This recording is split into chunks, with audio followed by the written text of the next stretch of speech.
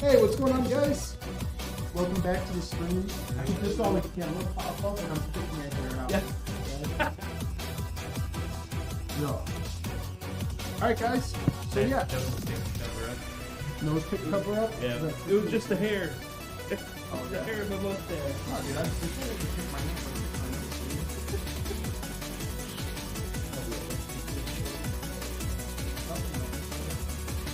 Let's be real. Everyone picks it. Everyone dies for that car ride home. Like, it's the story. Hey, what's going on, guys? So yeah, today we're gonna do two customer builds. The first one we're going with is our Archon. Archon is a perfectly balanced system. So we are going with a Intel i7 14700K and an RTX 4070 Ti Super. So honestly, this is just gonna be a 4K and 1440p absolute unit. Oh, I can't read. I'm trying to find everything so you can name everything off. Brad had to get there to do everything soon. Because I have to read that off myself. Music is a little loud. Usually. Alright, guys. So. Is that better? Pigeon 3. Let me just get everything out of the way. Fine. Alright, guys, so we are throwing this 14700K into the ROG Strix Z790F gaming Wi-Fi. We're pairing that up with 2 terabytes of storage using the KC3000. That is a 7 gigasecond SSD. And then, what is this, 32 gigs? Yeah, 32 gigs at 6,000 megatransfers a second. Instant Fury Renegade. So like I said, this is, I love the Archon and I love the Spartan. Because they are just, you know, building is different. You know, they're not always the easiest to build, but in terms of just balanced performance, these might be my favorite when it comes to just internals.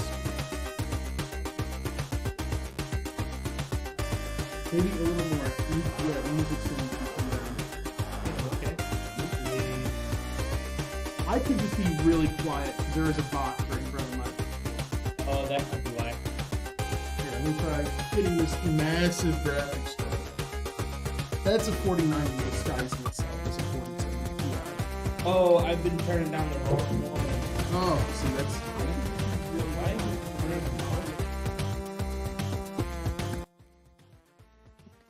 Getting this massive really quiet. There is a box, right? That's a 4090 disguising. What else is this? Oh, okay.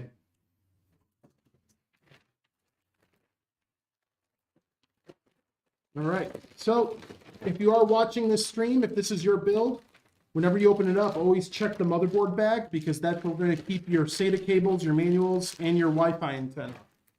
So, open this guy up as soon as you get it before you hook your system up. All right. Now for this board, a lot of peels. Twitter was had the volume fully up, so Oh, that's weird. it was doing a feedback. Sorry about that, guys. Usually these sites, whatchamacallit,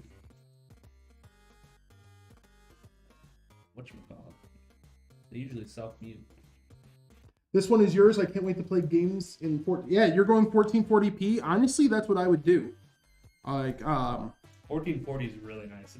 It's actually a big. I thought it was a big jump from 1080p. Yeah, like in quality. The jump between 1080p and 14. I feel like the jump between 1440p and 1080p is equal to 1080p to 4K. Mm-hmm. It's night and day. But 1440p to 4K is like I said, unless you're on a big TV, like you just don't notice it. Yeah. But you notice how many more frames you're getting. And like panels have gotten so good lately too, so you can get a really nice 1440p panel that's also like extremely high refresh rate and just, dude, it's just fun. Because like graphics, don't get me wrong, graphics are nice, but gameplay is always the most important thing. So like I like having 1440p because you get a good balance of graphics, but just really fluid frames, really good image. And it's just that perfect balance of gameplay and visuals. What's this build called again? This is our Archon. Archon. Here, you want to leave the spec sheet by you? Yeah. But I know it will fall off the table. So, yeah, I mean, 1440p. Was it US 6 GI? This one is yours. Honestly, you have pretty much the same build I'm kind of going with at home. I have the 7900 XT GPU, which is about the same performance as a 4070 Ti Super, subtract ray tracing. So I just don't usually turn ray tracing on, but like, yeah, I play at 1440p and I love it. Yeah, I got a mid-range 1440p monitor yesterday, and it's my first IPS. Yeah, dude, IPS is great. Because of the price difference, like IPS is the best thing you can get before jumping to OLED. And like the price hike between an IPS panel and OLED is like $500. So it's like if you don't want an OLED, IPS is the best image you're going to get. And now with like the last few years, they've had fast IPS. You can get really good motion clarity compared to, you can get really good motion clarity, latency with really good visuals. Because when I first started like really getting into monitors, IPS had like the best visuals, but if you wanted like better motion clarity and faster response times, you usually went like a VA or TN. But then IPS just caught up really fast. Yeah, I've got an IPS panel. Really nice. Yeah, and the good thing about IPS over OLED even is like OLED monitors haven't really been around long enough to test it too much. But at least, you know, with an IPS, like LCD monitor, you'll never get burn-in. Yeah. That's like the one thing, because my monitor is about a year old now. No sign of it. And I do the screen cleaning every time. The pixel cleaning, but like I am scared of burn-in. Because they only give you like a 2-year warranty. Where on a monitor, you'd think it'd be like a 5-year plus. Yeah. You got a Samsung, right? LG. Oh, it's LG. Yeah. Because like they have made new monitors. I did fall into the trap of being an early adopter, because now they have like for the same price, like Alienware has like an OLED panel that's 360 hertz for the same price, but at the same time, it's like I'm okay with 240 hertz, man. Like that's fine. I'm not going to any competitions. Yeah. I'm not winning anything. I'm just being fat and lazy and enjoying my games. Yeah, play that 240. That what? Stardew Valley at 240. Dude, when I loaded up the Battlefront collection, Battlefront was getting like damn near 800 FPS. Are you serious? Yeah. Damn.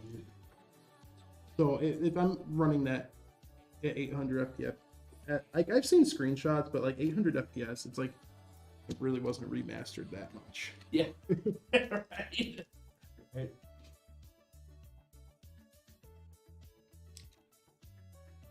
So when you say you just got a mid-range monitor, IPS panel, is there what monitor did you go with? I don't need like an exact like model number or anything like that, but just like brand, specs, anything like that.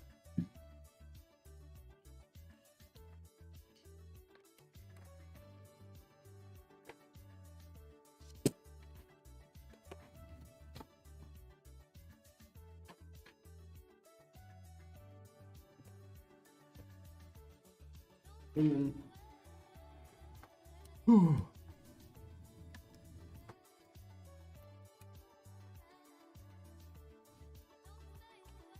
The MSI that's 170 hertz. Normally just shy of 300, but it went on sale for about 30. Yeah, that's fine. Yeah, that's pretty good. It's a nice deal. I actually don't even know what panels MSI uses, because I know like Asus will use LG panels.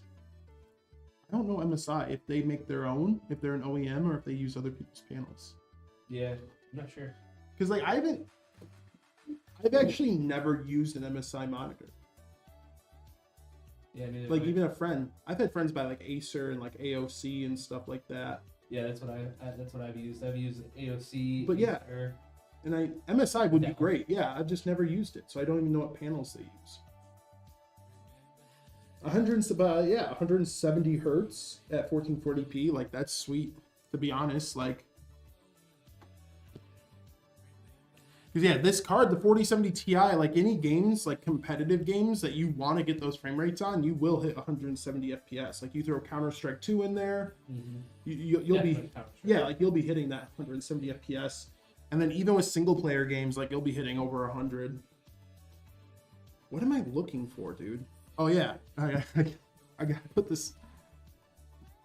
Dude, sometimes you're building all day, and then because we do build before we stream, so I don't come in to work, clock in, stream, and then leave. And sometimes you just, I don't know, man. It's almost like the more you do something, the dumber you are with it per day.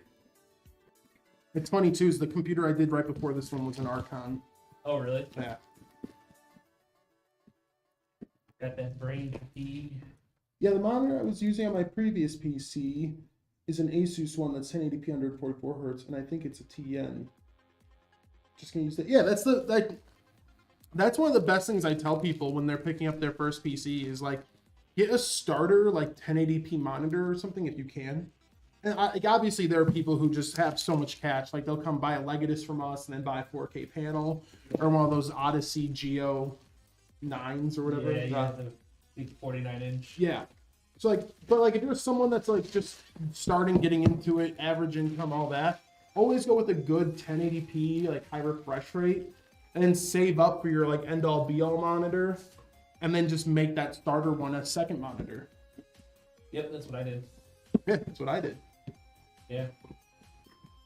And two monitor is such a nice, like it's a huge upgrade, and you don't even think like, for people who don't know, like you'll think, oh, 2 monitors, what the hell am I gonna do with 2 monitors? No.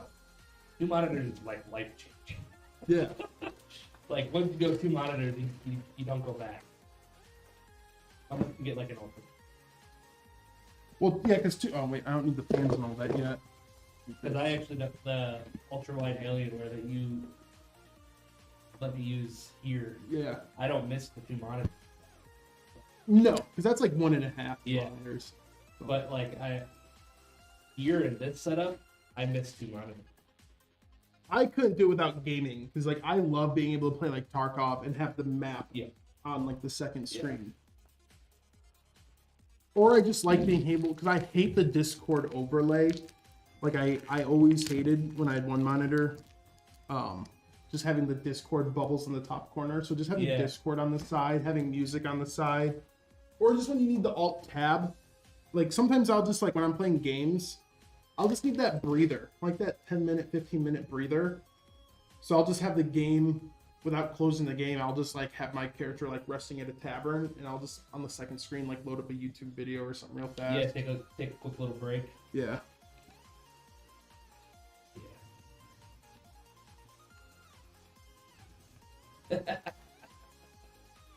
Can you unship Phil's PC and rebuild it so we can pick on him again? I'm waiting for his cat ear strings. So maybe it's scratched out. Oh man, I hope he does do a cat ear string. That'd be hilarious. I'd tune in. Dude, even if it was just a joke for like 10 minutes. Dude, at GameStop, we got like Razer did their Kraken, but they did pink Kraken with the cat ears. Yeah.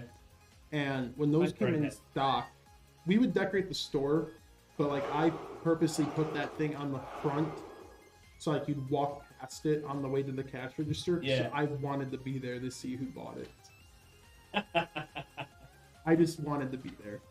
And it was believable. Someone did buy it, and it was like an animator. Like she came in. Makes sense. She was one of the ones that came in, like she came into the store regularly,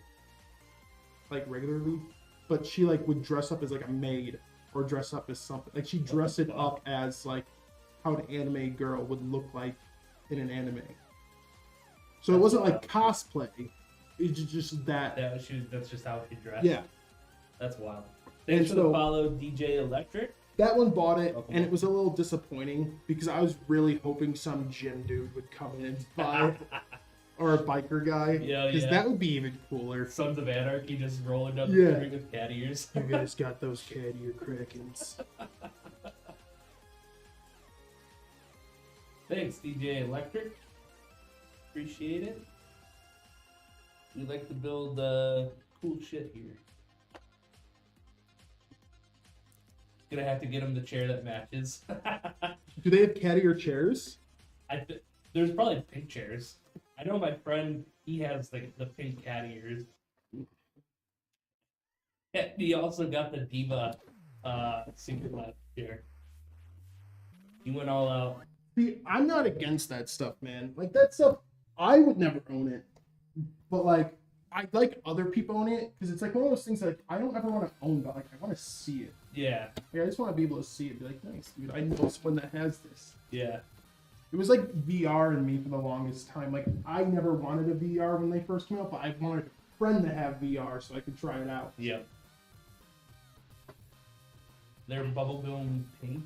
Oh my god. What? The chairs. That's awesome. You gotta do the bubblegum pink and like baby blue teal. Those two colors. Yeah, I actually like. I really like that color. I don't know if I would ever own it, but I do like that. It's all about aesthetics.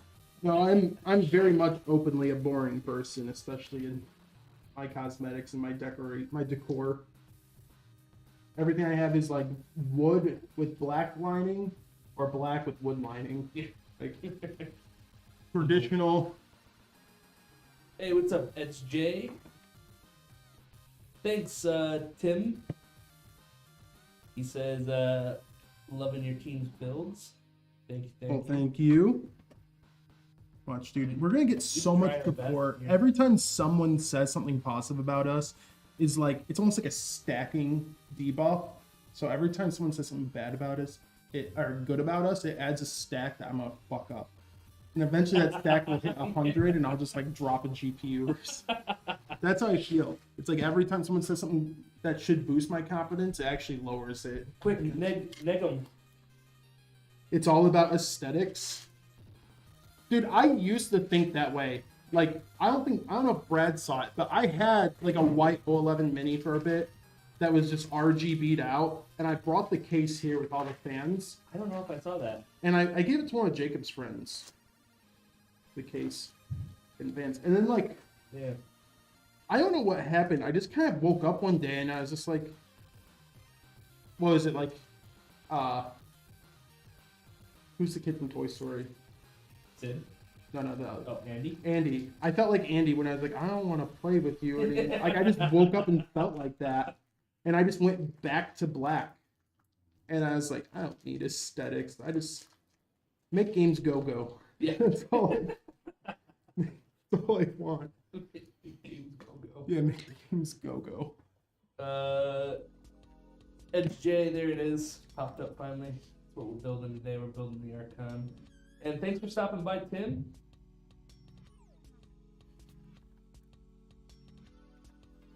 Have a good rest of your day at work, dude. Thanks for stopping by.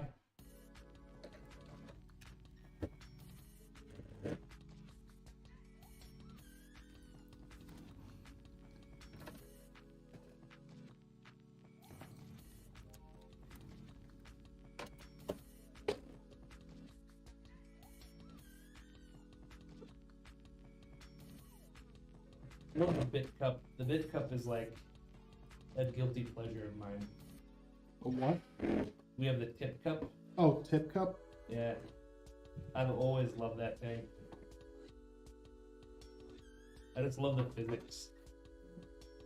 Any sort of bits that get dropped in there just like explode all the follower coins. Oh man, you've been without a PC for 3 months? Oof. You know what? Yeah, that's brutal. That's all timing. There are sometimes I think I could go 3 months without my computer, and then some days I couldn't. I don't know. I like sitting on my computer and doing stuff. It doesn't even have to be gaming. Like, I'm like watching YouTube or... Oh, that's bed for me, dude. If I'm gonna watch YouTube and just sit there and be that guy, I lay in bed, I make myself a fucking blanket burrito. I don't have a TV in my bedroom. You don't? Mm-mm. No, I don't need one. Well, Dude, it's 2024. Yeah, but how, like, I have my closet that takes up over half the wall. So we'd have to, like, offset the TV from our bed because our bed is in I'm the middle. pretty sure if I went to your room, I could find a way to have the bed and have like a dresser across from the foot of the bed with a TV on top of it. Pretty sure I could find that. I mean, we'd have to rearrange stuff, but even then, like, I don't know. I don't need a TV in my bed. I Dude, have you it in can my like living room. ceiling mount a TV and just have it angled towards you. There's a lot of things you could do, bro.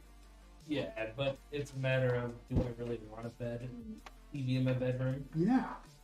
or do I just want to keep it in my living room? No, dude, bed. Because there's nothing better than just sitting in bed with your snacks, a I little don't bit like of eating coffee my in the bed. morning. Dude, the first thing I do Can't eat in my in the bed, morning, man. Too many Well- crumbs. no, don't eat that crummy stuff. What else? What else do you eat that's not crummy? Feel like anything you eat, toast. Well, yeah, but you hold, if you're laying in bed and you have the paper plate on your chest and you eat over the paper plate. Yeah, have you seen me? Is it like just a mulcher? I bite down and food explodes. And then you take that electric air duster and you just blow it on your Yeah. bed, and then you just Put it over to Samara's side. No, I know that feeling because I've eaten in bed and I hate when you're trying to lie down and when you shift, you kind of feel your calf like grind against some sort Yeah. of dust or I hate crunchy. that. But like, dude, my weekend mornings is religiously like me making like eggs. I'll make like a skillet or something, some sort of, or an omelet. Put it in a bowl. Because if it's a skillet, I will eat it in a bowl. And then make coffee, and I go right up to bed. And I'll just watch something for like 30 minutes while I eat. And if I'm Okay, lucky coffee. enough, there's second sleep where you fall back asleep. Dude, you've never had like coffee and breakfast and gone back to bed? Ecstasy. No, I don't like taking naps on weekends because I feel like it's a waste. Like I don't get like No. I wake up at like 5.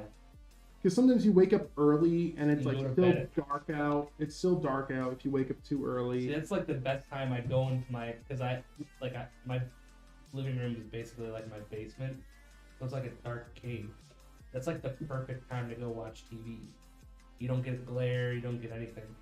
Guys, all right, we need everyone in chat. Please let Brad know that taking a nap on the weekend, like a mid-morning Saturday nap, is like one of the best things ever. Everyone in chat, have my back on this one. Those Saturday morning naps are so good. When I didn't have a job, yes, I would nap on the weekends. I would You nap don't every work day. on the weekends. You're not. Yeah, but like you don't- I don't have enough. I don't have a lot of. What are you gonna free time. What are you gonna do at like weekend type of stuff, like weekend worthy plans? What do you do at like 6 a.m? Play games. I literally I wake up on weekends at like 5 and I'll just start playing games Okay, but then you can still go back because and it's sleep. like 2 or 3 hours of like quiet. Dude, there's something My nice. dog's not bugging me for food or anything. They're just chilling. Yeah, dude, you go back to sleep and No. sleeping until 11 a.m. or noon, and you wake up, the sun is out. I look out and the water is blue. Well, okay, you live on a lake, so But that living on it That's like a- that's a doesn't hack. have anything to do with sleeping in. But I'm just saying, like, you wake up, the sun's out. You're like, oh, I can, and then you have like that second burst of energy after that nap, and you're like, I'm just ready to get up and do something now. I like going to the store. No. That's Brad's weekends. Dude, that's what I'm excited for. Saturdays is Woodman's Day. I just picture Samar like, honey, come back to bed. Nah, dude, I gotta get to Walmart. We gotta go. I'm like, if you come with me, I'll buy you a coffee. Brad never stopped. Naps are good anytime, honestly, especially a good 2 to 3 hour power. Dude, that's my power. Okay, I'm gonna say it's not that I don't take naps. It's that I try really hard not to No, I'm a because it just feels like I'm wasting like an hour. no, dude. I guarantee you, on our deathbed, I will never regret the naps I've taken. Like, yo, dogs sleep like more than a third of their life, and those motherfuckers are the happiest things in the world. So they're doing something right. XJ on YouTube says, "What's the next build? Is it a custom? No. It's a Legionnaire, AMD Black Legionnaire."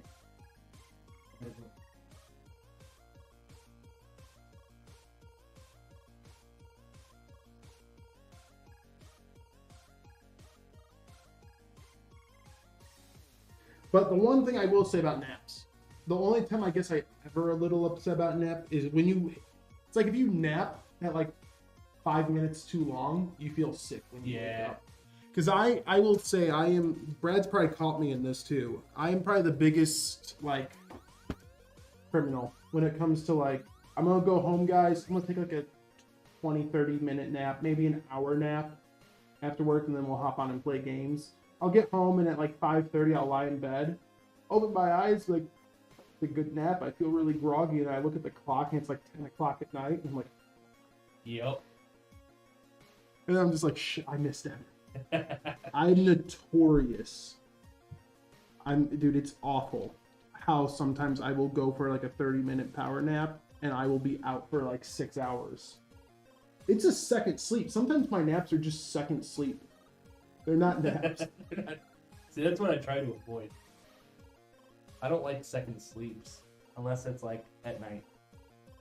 No, dude, I have to like sleep. Like I'm like not a belly sleeper or a side sleeper. I'm almost diagonal sleeper. I don't know how to explain it. Yeah, I know what you're talking And I have to sleep with my phone like somewhat against my cheek or on the pillow, or I will not hear it. Really? Dude, they could drop an A-bomb on my house and I'd sleep through it, no problem. Well, you wouldn't be asleep. They could drop it like just enough out of the way where it doesn't hit me. I would not wake up, dude. It could be red dawn outside. I'd be passed out. I used to be that heavy of a sleeper. I remember my sister was trying to wake me up. She was like literally jumping on me with her knees. Dude, I guess my friends used to try to wake me up when we were younger, because I guess like there are some ways, like the only way my friends were able to wake me up was they'd like do this thing where I'm sleeping and they'd like pinch my nose. Oh, so you just go. Yeah, my sister would do that to me. But my friends have tried other things, like, because I guess there's a lot of ways you can like get someone's instincts going. So my friends would come down and they'd be like, "Fire!" And they'd just start screaming. Nothing. So it's like clear if there's ever like a house fire when I'm asleep, I'm dead, dude. I'm dead. Not so much of a heavy sleeper too much anymore. That's why I'm scared about having a kid, because dude, that motherfucker's gonna be crying through the night, and there's no like You just sleep with the baby monitor next to your head. I won't wake up. Like I'm terrified. Mm-hmm. That dude, like that guy will be like, "I got a shit." I'm out. Physical stuff will wake me up though. Like noise won't wake me up, but if someone like shakes me or anything like that, I'll wake up. Yeah. Not always though. I did have like a tree fall in my house when I was a kid. Slept right through that. Shit. Yeah, my one night because we have a security system, and one night I guess we didn't close the garage door, like inside door all the way, and that one is hooked up to the alarm, and like popped open and set off the alarm. It was apparently going off for like 5 minutes, and I slept through most of it. I was so confused when I finally woke up. Oh wait, Brad, I have a question, and anyone in chat. I just want to make sure my house isn't haunted and everyone else has this. Do you guys ever play your games with headsets and you're just like playing whatever game? Do you swear to God that you'll hear someone call your name? Yeah. While you're playing games? So it's not just me. Well, my house could be haunted too. I don't know. Maybe. But I swear to God, sometimes I'll be playing something like, dude, I could be playing something subtitled. I could be watching anime and I'll just hear, "Nick." And I'll just like look around. I'm gonna tell you this story because it was really weird. It was when I was in my old house, and it was like 5:30. I was just in the bathroom. It just as you are. And I swear to God, because my mom would sometimes. My parents were divorced, my mom lived out here. I lived in Hoffman, and she worked in Arlington Heights, so she would sometimes stop by the house if she had to go to the bathroom or something in the morning. So it wasn't like anything weird if she stopped by. And I heard the garage door open, and I heard it go, Brad? Hello? And I'm just like, I was a little confused. I'm like usually she texts if she's coming. And I was like, hey, what's up? And then I just heard nothing. So then I went out of the bathroom and went downstairs and checked, and she wasn't there. And I called her. I'm like, hey, did you stop by? And she's like, no, I'm at work. That's fucking weird, because I heard someone call my name and say hello. Yeah, man. And no one was there. I feel like everyone's had those types of hauntings. Like when you just think someone's calling you or someone's there. And then when I was sick a couple weeks ago, I was taking a nap on the couch. And it was like maybe noon or 1 or something. Tomorrow was at work.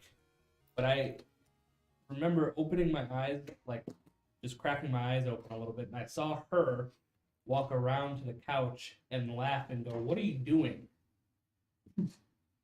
And then I fully opened my eyes. She wasn't there. And I was like, what the fuck just happened? That's weird. Oh. Like, I was thinking to myself, I'm like, what do you mean, what am I doing? I'm sick. I'm sleeping. So. Dumbass question is that? US 6G. Sorry, I don't know how to. Is that fine? US 6G. Said, yeah, I've heard my name being called, and what sounds like someone coming in the house. Our back door is very loud. I go out, nothing's there. Yeah, it's creepy sometimes. Dude, speaking of creepy, it's weird. I just realized like I creeped out a teacher. So my mom's one of those crazy ladies who will keep all my school papers for some reason. If she's able to hold on to like some paper I did in like 5th grade, she's gonna hold on to it. She found up, and she has like a box of all this, like she calls it her memory box. And she was showing me stuff. I loved sleeping. I still like naps. I love sleeping. And like that was my favorite thing as a kid. My favorite part of the day was like going to bed. And I don't think it was as much sleeping as it just loved. I loved relaxing in bed, and I love that feeling of waking up in the morning and just having the sun. So,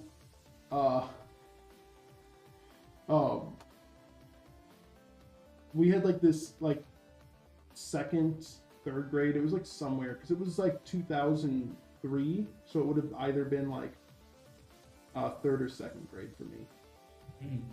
And one of the questions on it, I realized I scared my teacher because she's like, she wrote question mark in red, and then it's like, should we talk on it? Because like one of the questions was, if you could do anything for the rest of your life, what would it be? And I wrote sleep and never wake up. Oh my god. But like, I know who I was, and like, as a kid, like I probably just ignored it. That comment, but like when I looked at it, this was like a week ago, I looked at that, I was like, Jesus Christ, this teacher probably thought I was like depressed. I was like, no, dude, it was like sleep and don't wake up. Or yeah, it was like really simple. That's funny. Usagi. Okay. I got it. My mom probably saw it. My mom actually probably had my side. She thought it was funny, but my mom, I don't ever remember talking to her about that. My mom probably knew exactly what it was because I was like always a napper. Like I would just sit there, turn on movies, like I'd turn on Lord of the Rings, Star Wars, anything like that, and I just passed. I was always a napper.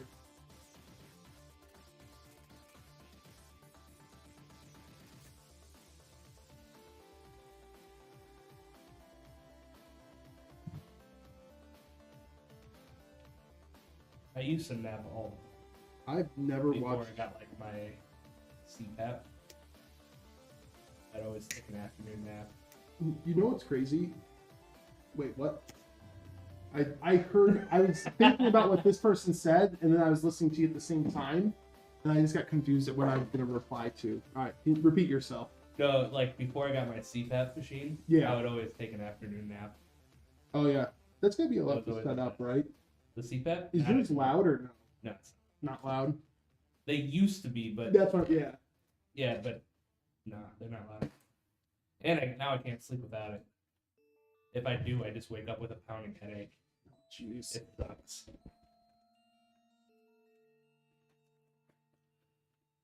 And then Usagi, dude. What's crazy is Sailor Moon was in my generation of shows.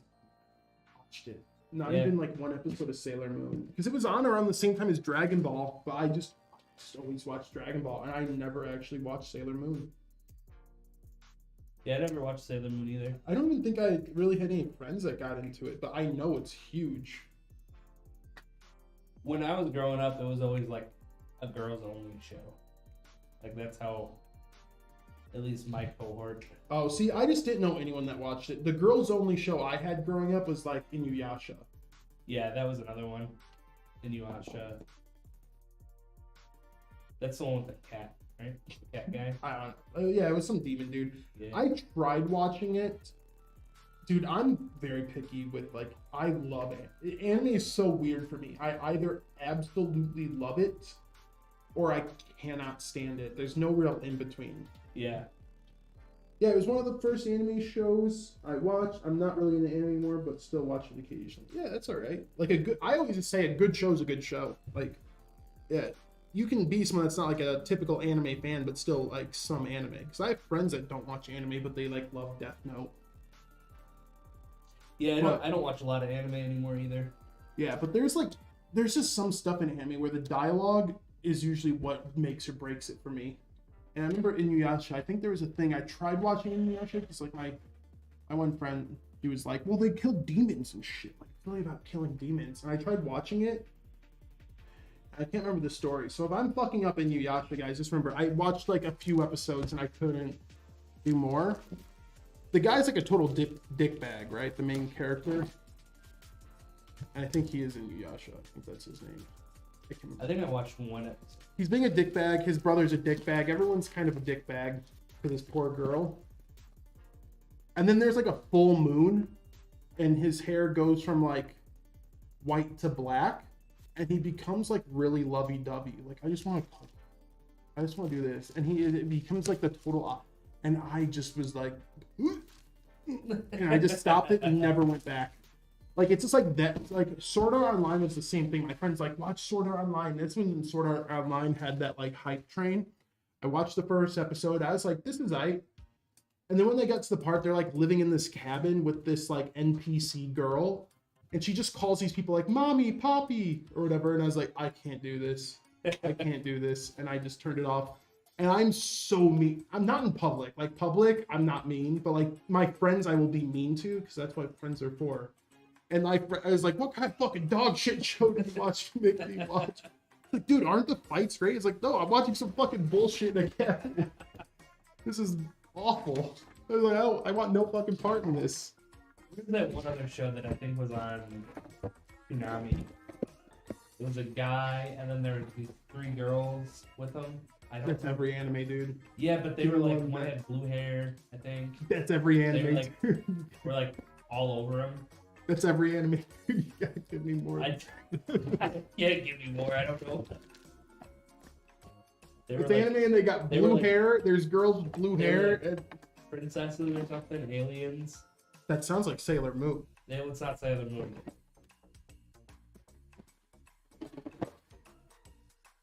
It starts with a T. Starts with a what? Starts with a T. T? Yeah. Tenchi Mushin or something? I don't know. Does anyone know what I'm talking about? Wait. He becomes human? I don't know what that is. Or what that was replied to. Maybe. Nope. Dude, they should bring Toonami back. I don't know. Why did Toonami end? Because, like, I feel like there was a time where, like, anime... Because, like, dude, I'm not... Like, not at... Dragon Ball, I feel like... I love Dragon Ball as a kid. But even shows that are as good as Dragon Ball, they like had almost like a renaissance in like the late 2000s. Because like I noticed like just in school, like no one talked about this stuff, but then like 2010 or 2011, 12, like my senior year, everyone started talking about like Naruto, Dragon Ball, and all this stuff again. And it's like at that same time when anime seemed to be having a renaissance and really coming back and being super popular, Toonami just stops. Yep. And it's like, why?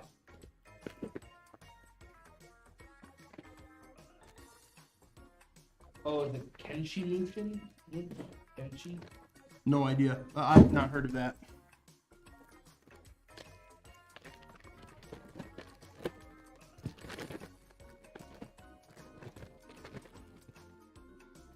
Dude, this is gonna bother me now. I think I watched. Oh, he becomes human, full moon, Inuyasha. Yeah, for some reason when that stuff happened, man, I just fell off. I don't know what it is. There's just some dialogue I can't do. Even, and it's not just anime, it's like regular shows. Because like, I remember one show I liked for like a season or two when it was first coming on was Supernatural. And my friends kept watching it, but there was some times when I would like watch and like I don't know what it is. There's something about dialogue that like I just can't get past it sometimes. Because even Supernatural, for how popular that was, there were just some talks that they would have with like as brothers and arguments that were like, Jesus, dude, just shut the fuck up. You know what I mean? 11. You know what I I mean? just couldn't take it anymore. Because there was like what was another like big Arrow. Like everyone liked Arrow. That same thing. There was like dialogue that hit me. Like when it got to the point where it was like he realized his best friend was like boinking his girlfriend because she was gone on an island, and when they start talking about that stuff, I'm just like, dude, just shoot someone with an arrow. Like, please, that's why I'm watching this show. I just want you to shoot someone with an arrow. I've been here. You know what I mean? Yeah, I think I just like the first four seasons of that show were good, and then it just got bad. I think I stopped before those 4 seasons. Yeah. I like, dude, like, I don't know. I'm a simple man, dude. I just want to see people die. I really like the Ra's al Ghul stuff, and then but after that, oh, that was season 2, so you didn't. Oh yeah, dude, no, dude. Whenever I think my final straw was that dialogue, and then when I saw the Deathstroke character, it just didn't look right. Yeah, that was the season with. Yeah, I saw Deathstroke like walk in a tent, and Deathstroke just looked weird. I don't know what if it was like CGI or something. It looked weird, and I was just like, I think I'm out. I think I'm checking out. It was good. I think you should give it another shot. At least the first couple seasons. I heard Flash was good, but I stopped watching Flash too. Okay, so Usagi, I feel like it's the opposite. I feel like they're too serious for the situation, like over dramatic. And because of how serious they take a situation and they take dialogue, I can't take it seriously, if that makes sense. Like, I'm unserious about the show because they're so overly serious.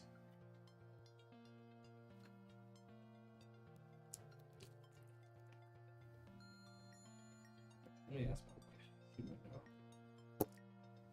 Because, like, I don't mind the goofy stuff in, like, anime and TV shows. Like, dude, I like Dragon Ball, I like One Piece, I like My Hero. Like, there's goofy stuff, there's stuff that's a little weird in all of those.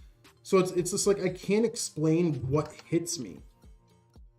I will say one thing right off the rip, though, is I don't like romance in shows. I don't like love stories in shows. Anything. And there are some shows where I can, like, tolerate it if it's, like, just, like, a side story. And it's like a show don't tell thing, I can tolerate it. But when like there's any sort of romance, I sometimes fast forward through it. I don't know why. I've never been like a romance person in media.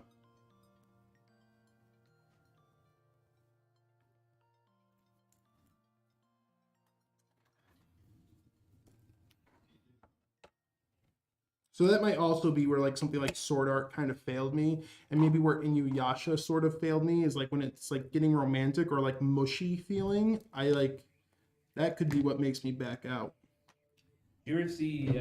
Oh wait, why am I? Oh, I just needed this, but I kind of spaced out. But I'll still do the power supply. At least get it ready. Did you ever watch the anime Rosario plus Vampire? No. No. Sounds like Twilight, which means I wouldn't like it. That was actually pretty good. Oh. Yeah. I tried the only vampire show, again, one of those shows that made me just shit blood. Look. No, Oh.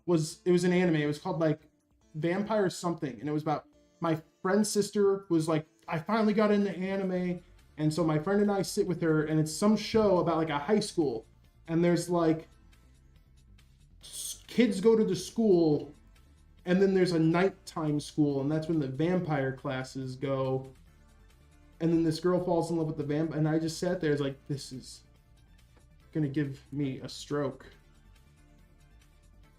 I didn't see that one. This one, it was like he accidentally goes to the wrong school, and it's a monster school or something, and he's a human. And if they find out he's human, they'll like kill him. So he's pretending he's like this monster. Okay. The vampires are like the strongest monsters or something, and she finds out and she like protects him. That's pretty good. I Yeah. liked it. Yeah, that definitely didn't sound like this show. This was just like a girl in high school, and like I said, there was like a vampire night class thing or something like that, and yeah, and I just I'm not strong enough for it.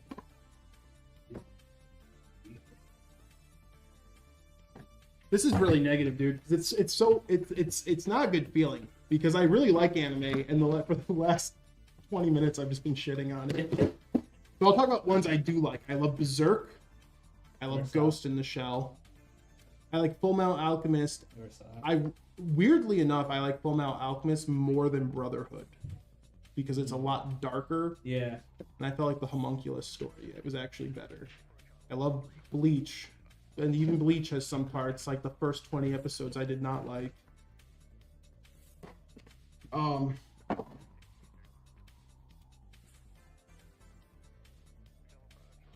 And Bleach, like the main thing that really kept me going, like Bleach was great, don't get me wrong, but what really always hooked me was just Kenpachi.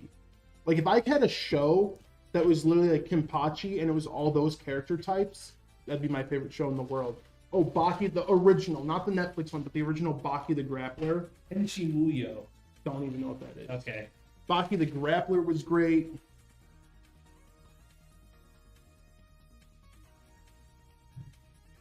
Dragon Ball obviously was my favorite growing up. Literally,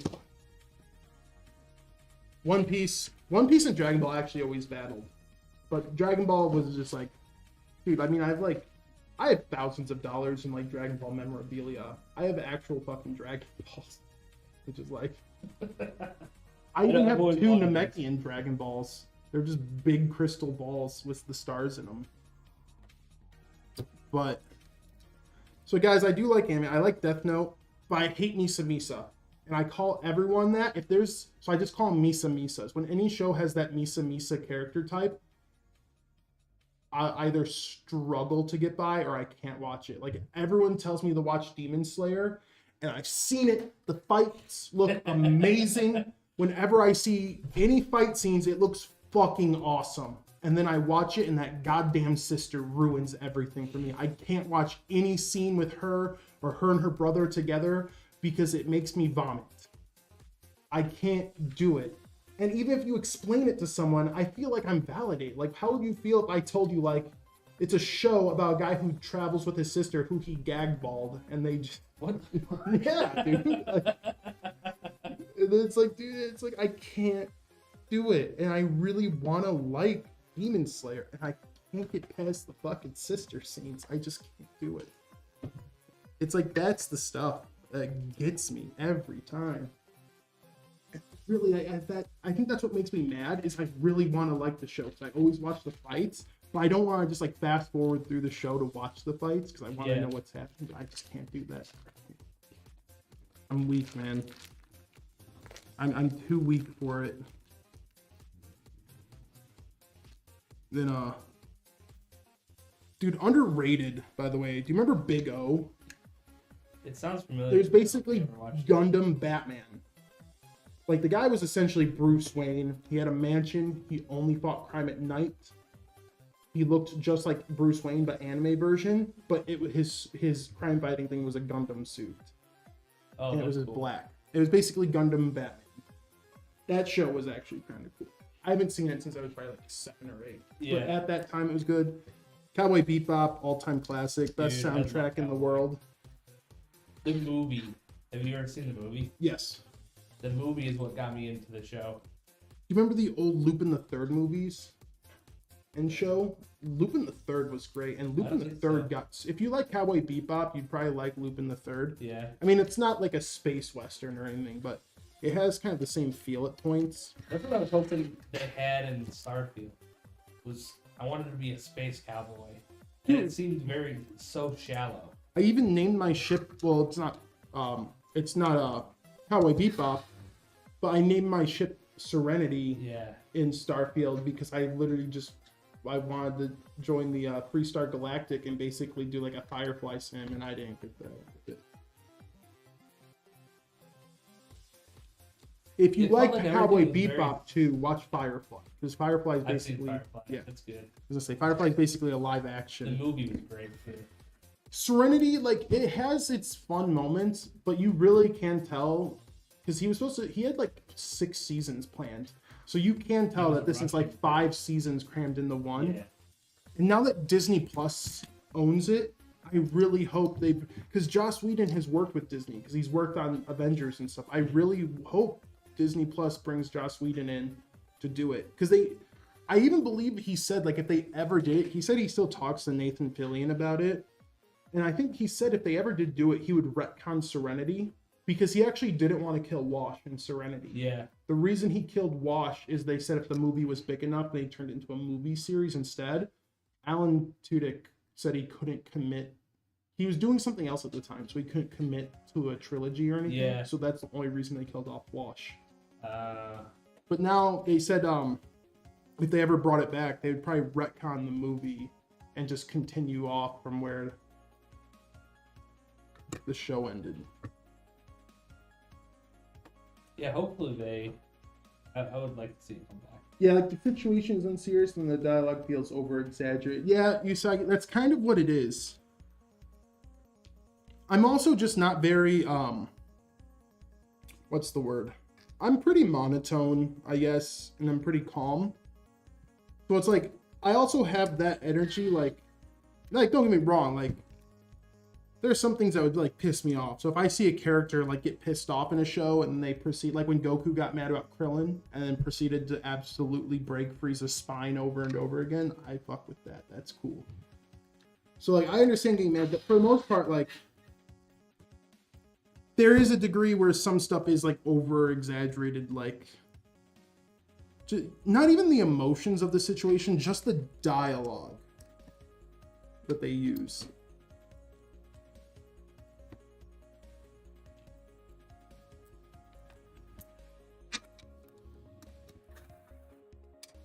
All right. You ever watch Ghost in a Shell, Brett? Ghost in I a know Shell what it's about, is a classic. and I like it. I like the idea of it.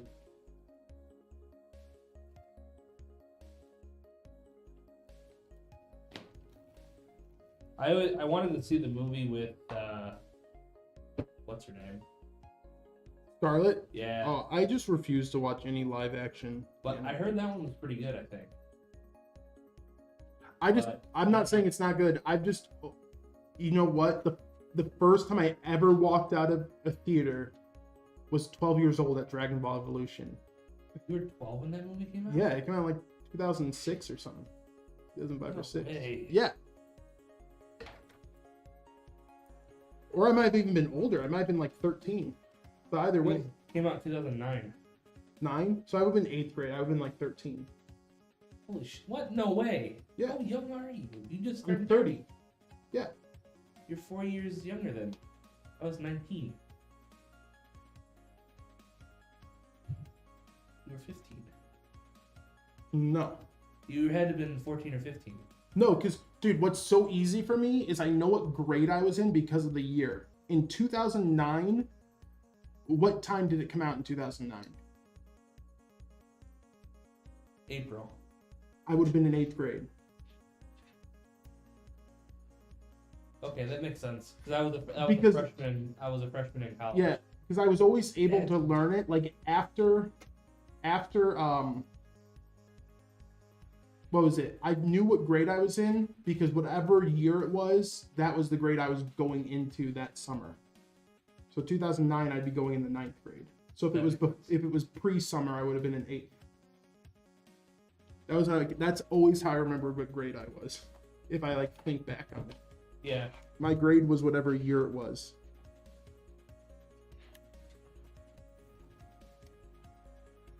Yeah, so I absolutely had my mom like march us out of that theater. And I made it most of the movie. I did make it. But like even as a 12-year-old, I was like, no. So ever since then, I decided even if some people like a live action adaptation, because there are people out there that like One Piece. I is just like, dude, if I don't watch it, it can't ruin it. It's like Rings of Power. Like there's probably someone out there on Mars that has no knowledge of Lord of the Rings and watched it and they really liked it.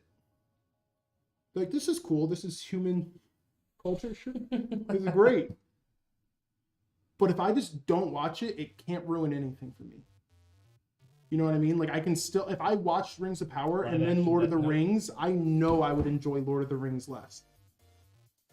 But if I just don't watch it. Death Note? You ever see the live action one? Which one? The one on Netflix? Yeah. That was... Christina and I debate on what's worse between that or Evolution, because that is one of the worst. It's still probably Dragon Ball Evolution is worse, because Dragon Ball... I feel like when you insult Dragon Ball, you just insult anime in general. Yeah. So that's one reason Evolution's worse. And Death Note did one thing right, and that was getting Willem Dafoe to play Ryuk. Yeah, he was a good Ryuk. So, but that too, it was a bad show. It was yeah. Was it a show or a movie? No, movie, my bad. Okay. Yeah, the 2017 one. Because there was like 2 or 3 Japanese live action movies. Yeah. I remember watching one of the Japanese live action ones, and it was okay. But like, yeah, I've just put that point where like I don't like live action adaptations because I've learned that like I even had my family, they liked like The Last of Us show. I thought it was like fine, but like they didn't have any of the gameplay moments in the show. It's pretty much all the cutscenes. Yeah. So there's like, other than the one scene, like when the zombies, the infected, come out of the hole. You know what I'm talking about? And rip that one dude's head off. Oh no, I haven't. You didn't watch that? If the whole show was that, I would have loved it. But like, I didn't like it. But I had like family, like my cousin's wife really liked it, and she didn't even know it was a game beforehand. Yeah. So that kind of gave me the perspective that like, that's where I think anime adaptations and stuff shine. It's for people who don't know what the show is. They're never going to be like exposed to that medium. So it's some way for them to get the general story of what's going on. Yeah.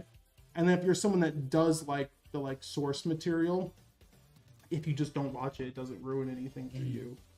So it's like, it's a way to like let other people enjoy it and you just kind of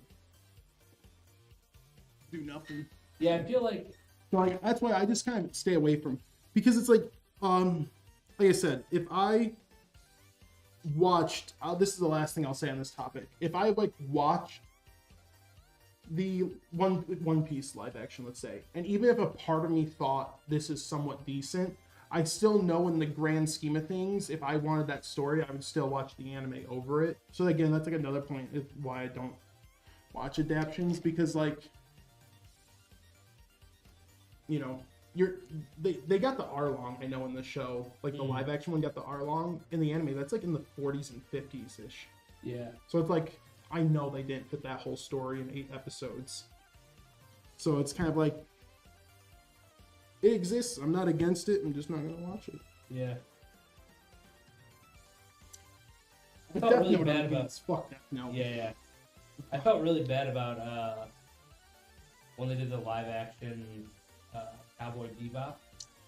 Oh, that's another one I just didn't watch because it's the same thing. I tried watching it. I liked who they got to play the characters. Spike. Oh, the dude from Harold and Kumar. Yeah. I can't remember his name. Dude, I liked all the characters they got to play. The characters, I thought they acted pretty well.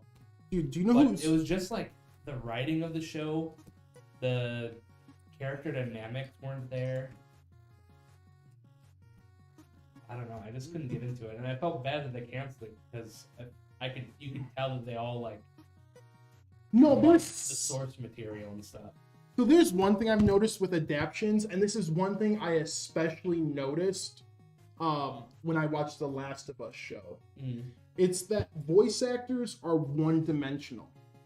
And so I think one thing that I've learned about live-action adaptions is that, like, voice actors are one-dimensional, and when you're one-dimensional, you are better than that one thing than an actor would be. So voice actors can carry emotion, tone, because you never see their face. So like an actor, he can talk his normal voice, and then they'll act with their face, they'll act with their talk, they'll act with their mannerisms. They combine all that together, and you kind of get what's going on.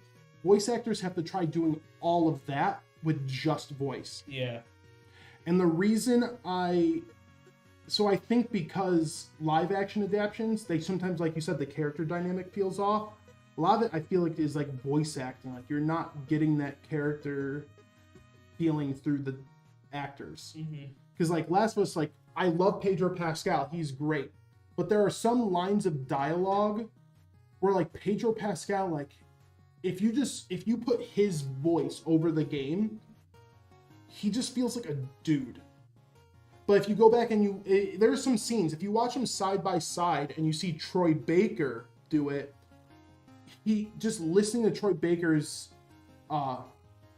his take on Joel feels like he's not angry, he's not evil. Like the show, there are points where Pedro, in the dialogue they gave him, it's almost like Joel was a villain in the past.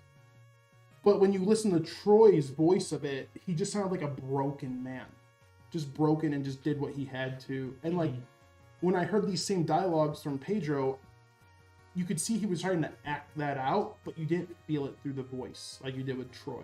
Yeah. So that's another reason I think like some adaptions don't hit the same, is because we learn the character through their dialogue, through their mannerisms. And I feel like an overall actor can't capture that as well as someone who's just a voice actor, because a voice actor has to take everything about a character and they only have their voice to like portray it. So they're just so talented at that one thing. Yeah, I mean, unless they do like motion cap, because like, oh yeah, well they did mocap like Last of Us and like God of Wars and all. Did that. they do mocap in Last of Us? Yeah, I believe so. Because like, but even motion. I've seen like Trevor Phillips. I can't remember his name. Stephen Ogg. Yeah, like when you see him, like you can hear Trevor in his voice, like it. Well, those are really good actors. Yeah. Well, that's because they pretty much had Steven play Steven in a way. Because like, if you ever see him in any other role, he is that character. Yeah. Walking Dead. I loved him in Walking Dead. I'm just saying like overall, like there's a few people that are just great no matter what. Like Mark Hamill can voice act and actually act, but I just feel like in the grand scheme of things, like overall, voice actors are gonna have more voice talent. Actors might have like, it's like a stat sheet. You can balance everything in the strength, intelligence, blah blah blah, and that's kind of an actor. But voice actors are just like max on charisma than like zero on everything else. Yeah. I'm a huge Silent Hill fan, but the movies I can't stand. The first movie was alright though, for someone who wants an insight into the story. Yeah, I only saw the first one. I didn't know they made more. Was the first one the one with Sean Bean? Yeah. That's the one I've seen. Dude, speaking of Silent Hill, did you like Short Message? Sorry. No. I don't know what that is. Oh, it's this new game. Christina was so hyped for it, and we sat down and played it. I have never seen her switch sides so fast. She watched it. We finished the game, and she's like, I want to talk to the fucking devs. This isn't fucking Silent Hill. What the fuck was this? Dude, she snapped. She was so excited because she doesn't have the PlayStation. I have the PlayStation. She's like, download it. I'm going to come over. We're going to play it. Well, was bad. Someone needed an ice cream break. Yeah, someone was like, "Yo, I'll go get you the ice cream, some hot cocoa. You'll settle down. You'll cool." Dude, yeah, I didn't like it at all either. But like, I felt for her. Dude, that's always the worst feeling when you're so excited for a game and it's just a letdown. Well, it's like a tech demo in a way. It was kind of like a hour-and-a-half thing. Okay, was it free? Yeah. Oh, okay. But dude, just the story sucked, dialogue sucked. There was no scares in it. The atmosphere wasn't scary. Like nothing felt Silent Hill. And like I said, the story was so over-dramatic and dumb.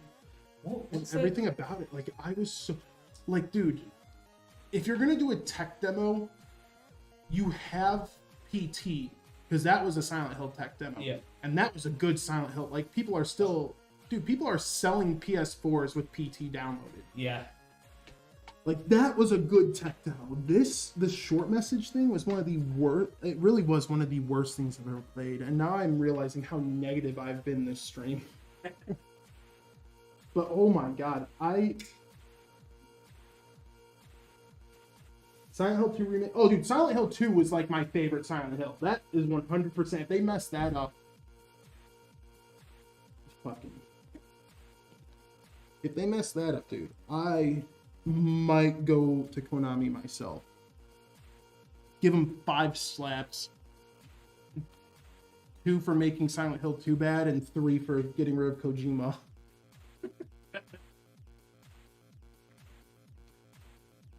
But yeah, Silent Hill 2 I think is going to be great. Like all the trailers look great. That was like one of my favorite games as a kid. That next to Resident Evil 2. I actually liked Resident Evil 2 more than the first one, and even 3, even though I do have a bone to pick with Nemesis. I feel like 3 was like the worst received one. In the like the original or the remake? The original 3. I mean I like people liked 1, everyone liked.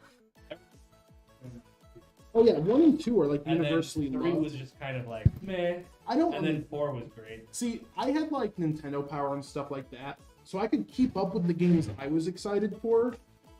But like I was usually like reading or looking at the pictures of the games I wanted, and I wasn't really reading like reviewers' opinions or anything back then. I wasn't at that stage of understanding yet. Yeah. So I don't know back in that time, which was the general idea of 3. I had fun with it, but at the same time, I was like 7, so I had fun with everything. Because there are some games I've gone back to play, and I'm like, stupid. But now, when it came to the remakes, I thought 3 was the weakest for sure, because like mainly because what do you call it? Nemesis wasn't even Nemesis. He didn't even follow you. He was just a set piece. Yeah. Italy pretty, but based from the trailer, it seems like a whole different James Sunderland. But hopefully they just made it dramatic for the trailer's sake. Yeah. I don't think they would change the whole, what do you call it? I don't think they would remake it to the point of changing the whole story. Mm-hmm. But some games, it's like, that was so good. And they better not get rid of the mannequin scene. The mannequin scene in Resident Evil 2 is iconic, or Silent Hill 2 is iconic. Yeah. Pyramid Head was my very first nightmare I can remember. Because again, I was like 6 or 7. Yeah, I was like 6 or 7 when I was playing those. So like, dude, that thing hit me right in the scares. Resident Evil, I still want to know their next remake, if they're going to do Code Veronica 0, if they're going to do like any of the prequel games, or if they're going to jump right to 5.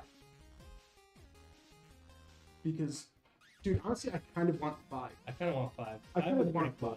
5 had fun gameplay, really good set pieces. It was just some of the story stuff. Like, there's some tiny things. Like, if they change it so, like, Chris doesn't uppercut a boulder into a volcano, like, I'm okay with, like, a small change like that. Yeah. But, like, I will defend 5 on, like, I thought the gameplay was good. I still like the idea.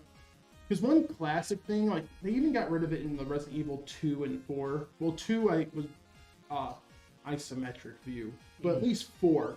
I like the original concept of standing still when you aim and actually having to aim with the laser sight. Yeah.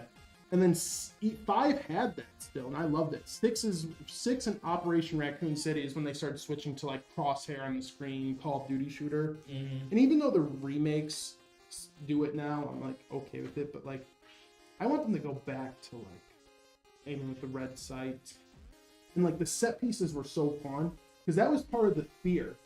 I don't have as much, not fear, but like I don't have the adrenaline. Yeah, the anxiety. Yeah, I had anxiety when someone's like rushing with a chainsaw and you have to stand perfectly still to shoot them. When you can run away and shoot, it's not as bad. So I kind of want them to do that on the games.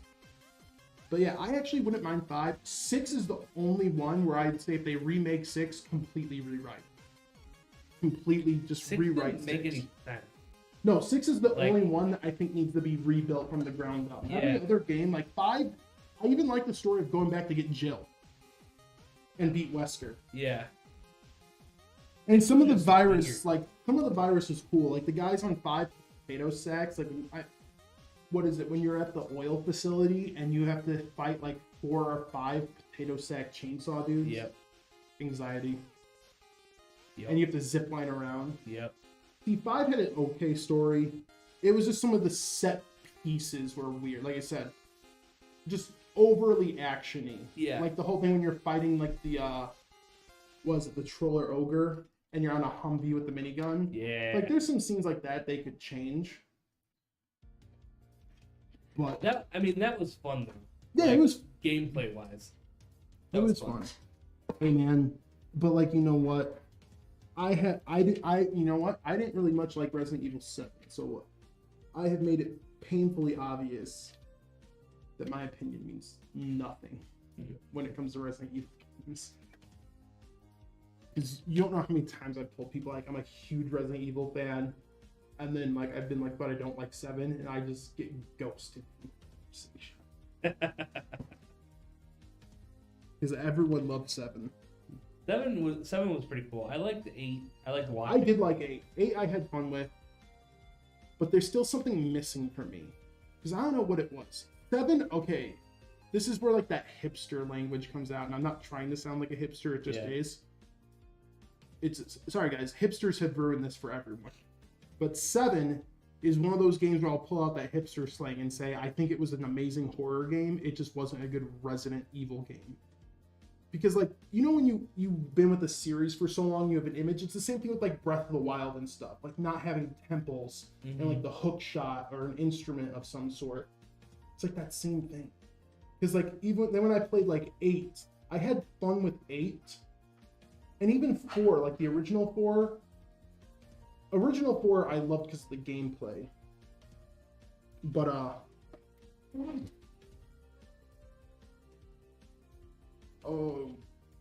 I didn't pull that clip off. There's just a guard on these fan pins. Oh. You have to take off. But then when I played like Resident Evil 2 remake, I was like, this is Resident Evil. Like, this is how I picture Resident Evil. Like, Raccoon City, bioterrorism, boots on the fucking ground. Like, dude, that's what I want. Like, because even 4, like, even the original 4, I love the gameplay. But, like, the countryside and the castle, just, even when I was a kid, it didn't feel Resident Evil to me. 5, at least, like, had that feeling of, like, bioterrorism, soldiers, like, you're back as Chris Redfield, you're soldiered up, and you're taking out swarms. Yeah. Like, it's, like, there is some action to Resident Evil. Like, 8 felt more like 4 2.0. But, like, I love castles too, dude. Like, I'm the resident, like, high fantasy dude here. I don't really care for castles in my Resident Evil. Like, it's too Castlevania. Like, Yeah. I want, it doesn't have to be Raccoon City, but give me that. Like, even 6, I'll give credit to 6. Like, the start of Leon's campaign when you're at, like, the university, loved it. Yeah. Loved it. Loved being in that universe. Like, that felt like Resident Evil to me. The org already scared the shit out of me when the devil dogs jumped out of the mirrors. Yeah. Oh, yeah, that's the key point. What scared me was myself in Resident Evil, because I'd be pushing forward on the joystick to go up, but I'd be walking down because that's where I'm facing. Yep. And I'd be like, fuck, Nick, you're going to kill yourself. and I just die. The tank controls, man. That was my biggest fear in those games. Why can't I get this off?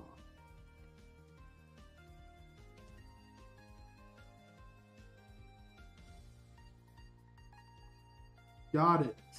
Oh, I can't believe I didn't remove this before putting the cooler in. There's just like a little pin cover. Oh, okay. Yoink. What time is it? 4? Yeah. Oh, jeez. Well, actually, the Legatus is one of the quickest builds. So as long as I speed this up kind of now. And start shit-talking. And stop shit-talking games. Alright, we're going quiet Zen mode. No. I can talk and work, man. But yeah, I'm excited for Silent Hill 2. Definitely pick that up. I'm even excited. I think it came out today. What's the date? 20th? Yeah.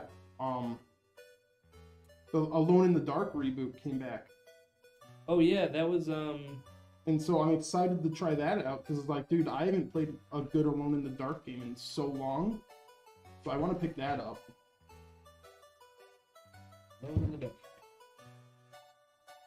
It's mixed on, let's see, Mm-hmm.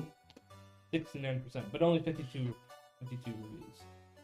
Yeah, but dude, I feel like the last 5 or 6 years, on Steam reviews, those are actual people. It might be mixed. Yeah, but so was Helldivers when it first came out. Oh yeah, mixed. Yeah, there's only like 56 reviews. The last 5 or 6 years, dude, it's been like harder and harder to take reviews seriously.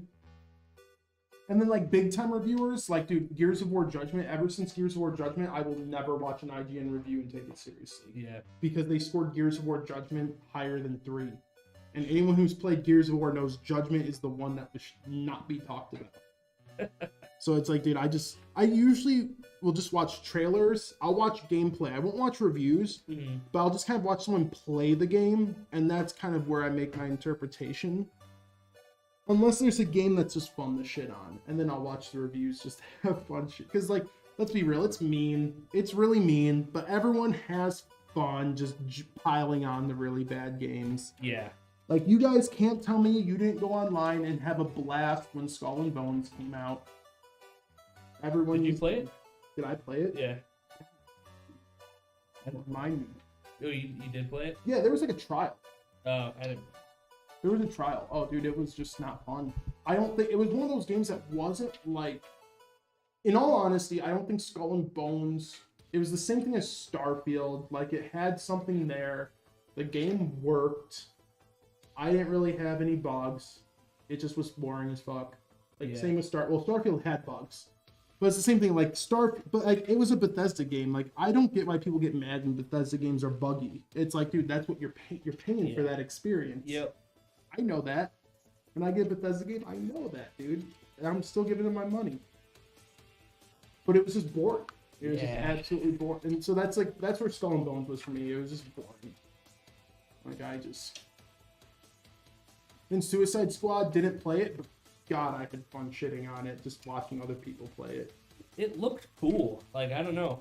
I was thinking about maybe picking it up, but I'll pick it up on it. One thing that made no sense to me is that it was supposed to be a sequel to the Arkham game, but they changed some of the character models from the Arkham game. Like, Harley looked a little different. It's supposed to be It's the same universe as Arkham. Really? Yeah. Oh, I didn't know that. It's still part of the Rocksteady universe. And, like, Harley looked a little different. Like, I don't care about... They made her look like the movie. Yeah, I don't care about the Margot Robbie... Like, she's called Harley Quinn because of Harley Quinn.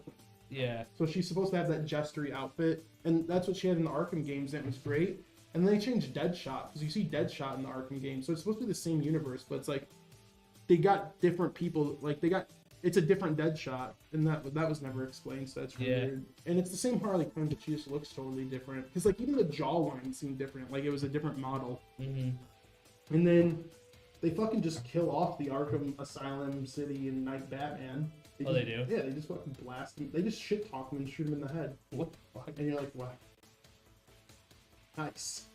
Well, no one gave a fuck about those 3 games. We're all cool just killing that dude off. They joeled him, essentially. Yeah. They just joeled Batman. Well, aren't they, like... Batman. Did they get infected with something? They're like... yeah, by Brainiac. But still, like... Okay. Who cares about that story? Yeah. I don't mind. Dude, my favorite thing too is like I was laughing so much because like I grew up watching Angry Joe. Ever since like his content has fluctuated with me the last few years. Like sometimes he's just boring but like when I was like 11 and 12, he was golden. Yeah. And he has been like a running joke for over a decade that he just wants a Superman game. And it was so funny for me to watch that man finally see Superman in a game and just knowing you can't play as him and knowing that they're going to make him a douchebag and you have to kick his ass. And that just ruined everything for him. That was like one of my pleasing things. Like, but yeah, moral of the story, guys, let's be real. Sometimes it is fun just to shit on bad games. We all do it, and we all love it. I'll never bully the developers, though. Mm-hmm. Oh, I will.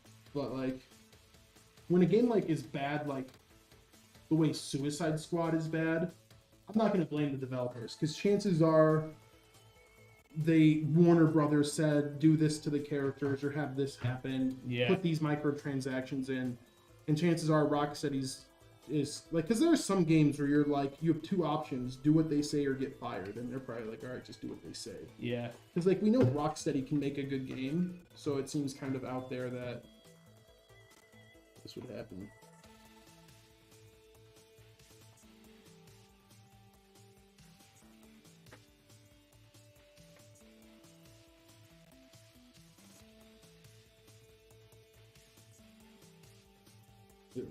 Whoop, there we go.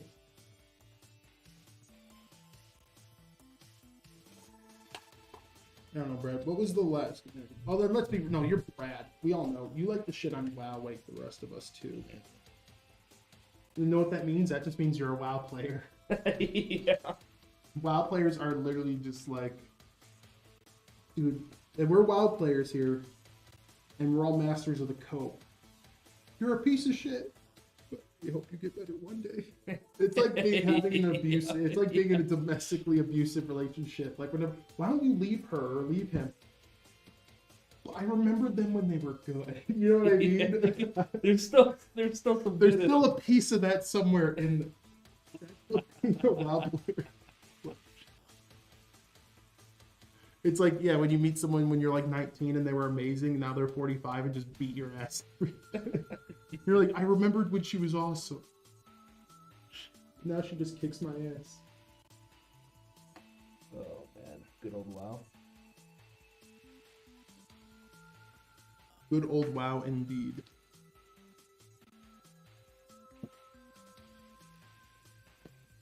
I think this might be the #1 most negative stream we've had, Brad. Yeah. Anime sucks. This game sucks. Yeah. WoW sucks. WoW sucks.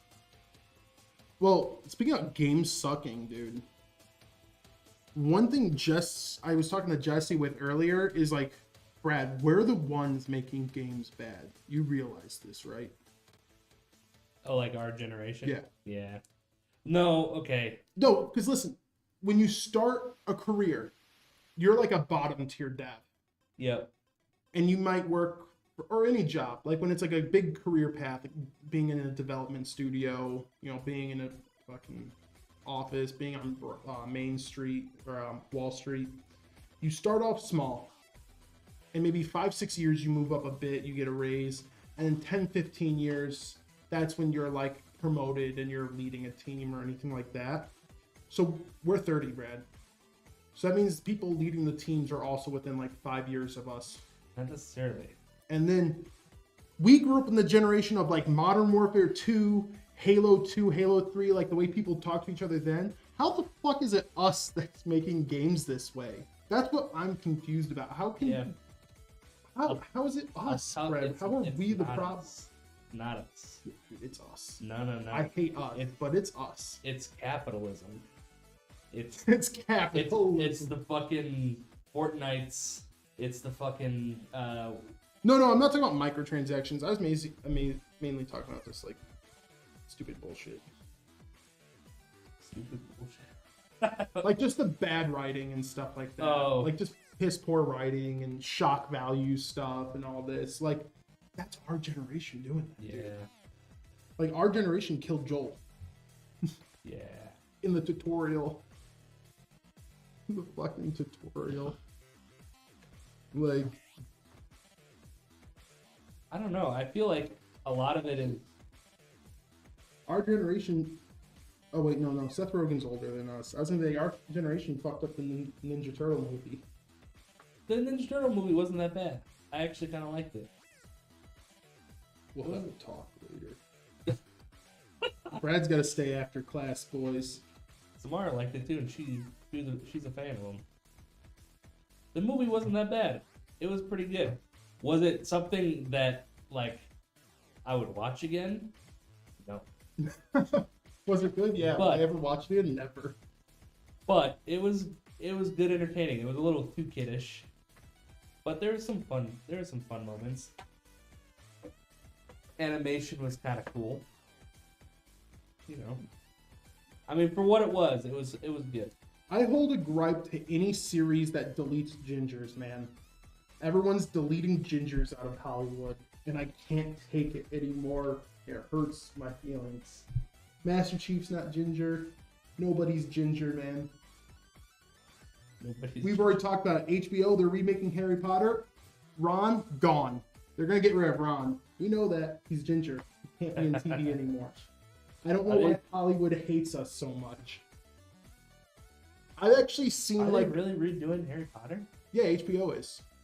Like as a TV show? Yeah, they're doing it as a series. And I think like they're doing like one season per book. Just leave the. Well, JK is part of it. So JK is on board. So she's just okay. Well, no, because she still has like full creative control. Yeah. Over her IP. So that means she needs to like everything, like casting. She needs to okay it, set design. She needs the help with it. Things you can and can't take out of the story or put in or add or change. She has to be okay with it.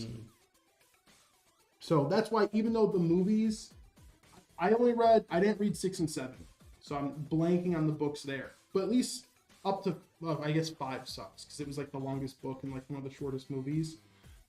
Five was good. But the sets were great, and the story parts that they did pull from the book for a good part compared to most adaptations were pretty good. Yeah, were pretty good.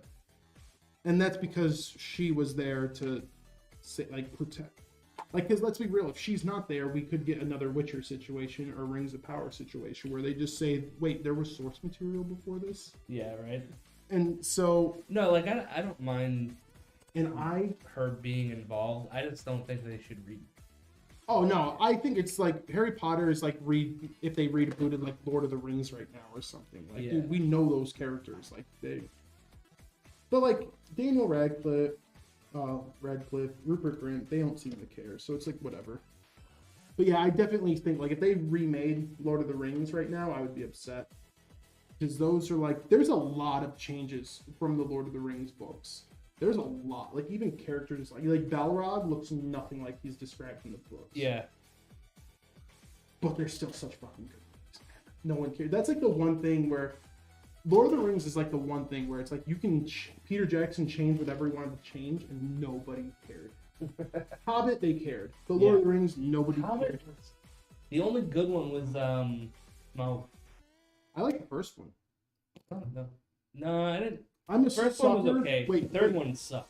In my defense, I'm a sucker for all of the Shire scenes, no matter what, because it is just fucking ecstasy to me to see it. It is pure eye candy that tickles me in a way nothing else can. So I am glued. Whenever the Shire is on screen, I am glued and I am loving it. And that was the first half of the first movie. Yeah. So I fucking loved it. Is that just, dude, the Shire, it sounds like a dream. It's quiet. Nothing exciting happens. Everyone shuts the fuck up. They just want to eat, drink, and grow their plants. And they just sit there and smoke their pipe weed. Like, that's bliss, dude. Hobbits have it so fucking lucky. And if I had to be 2'8", if I had to risk my 6'4" to be 2'8", but I could have that Hobbit lifestyle, I would trade it in a heartbeat. To just live in a house or a hole and just have some broccoli on the side growing outside my porch. And just sitting out looking at it's amazing, dude. So I'm just biased towards those Shire things. No, I think what fucked up The Hobbit more than anything was that it had a larger budget, obviously, than Lord of the Rings. Mm-hmm. And Lord of the Rings still looks better. Because those CG orcs, I think, is what ruined it. I think if they would have just gone back to the makeup and extra design, like they had CG orcs in Lord of the Rings, but you never saw them. Because it was like during Helm's Deep, whenever they had like the battles. Mm-hmm. They were like one of the first people to design actually like armies. Like they made a whole engine for mass population armies. And like, that's okay, but when you ever actually like saw an orc, it was makeup. And it looked better. Like the orcs were terrifying in Lord of the Rings. They're cartoons in The Hobbit. And I think that's the one big downfall. But no matter how much I love Elijah Wood and Sean Astin as the Hobbits, I also think Martin Freeman is the best Hobbit casting choice of all time. He didn't have to be Bilbo. He was Bilbo. He didn't have to be Bilbo. He could have been freaking Frodo for all I care. It's just that when it came to what I always picture a Hobbit to really look like, he nailed it. And they got the age right, because he was like 50. And Bilbo really was 50. Fuck, dude. Frodo was like in his almost 40, I think. Didn't he turn 11-7 or something? No, well, Bilbo was 111th birthday. But I'm saying Frodo, because like, you know, in the movie, did you watch the movie or just read the books? I tried reading the book, but you watched the movies? Yeah. It's like, you know when Gandalf puts the ring in the envelope and leaves Frodo? Yeah. So 17 years passes by the time he comes back to get Frodo again, but he still looks like Elijah Wood. Like, perfectly like him. Oh, wow, there's 17 years after? That's the thing. But Martin Freeman nailed it because he really was like the age Bilbo was. In his 50s. He nailed that. So he turned Bilbo in Lord of the Rings turned how old? 111. Oh, he wrote it fucking weird in the books. I'm pretty sure it was his 111th birthday. It was like, it sounded like it was like he was like 1,100 years old. What up, Wolfie? We're just talking about Lord of the Rings right now, dude.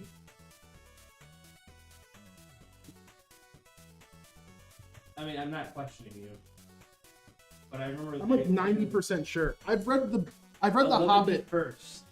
111st. So 111. Yeah. Yeah, he wrote it really weird. And I was like, how fucking old is this? It's embarrassing. I can't go over there. Oh. But yeah. Oh, hell yeah, dude. Oh, that's nice. Oh, I will do your other emote today, too. Get it down. Alright. I forgot about it until right now. So you mentioned the emote. I'll do it right now. Well, not right now, but after stream. Alright, this guy. Graphics card. One thing I did forget. I always forget like a tiny, we don't need it right now piece. So one thing will be done post stream is just installing the anti-sag bracket on your GPU. So you will have an anti-sag bracket when you get your graphics card. Just yeah. You're not going to see me put it in. Yeah. It helps with shipping. Yeah, it helps with shipping and it just makes the computer look nice. Because when you have a big ass card, when you see this card, this thing is massive. It's a 4090 in disguise, dude. Like when TJ first or Jacob first told me this was the stream build, I looked at TJ and I was like, TJ, this card's not gonna fit in that case. And he's like, oh, it fits, but it's snug. But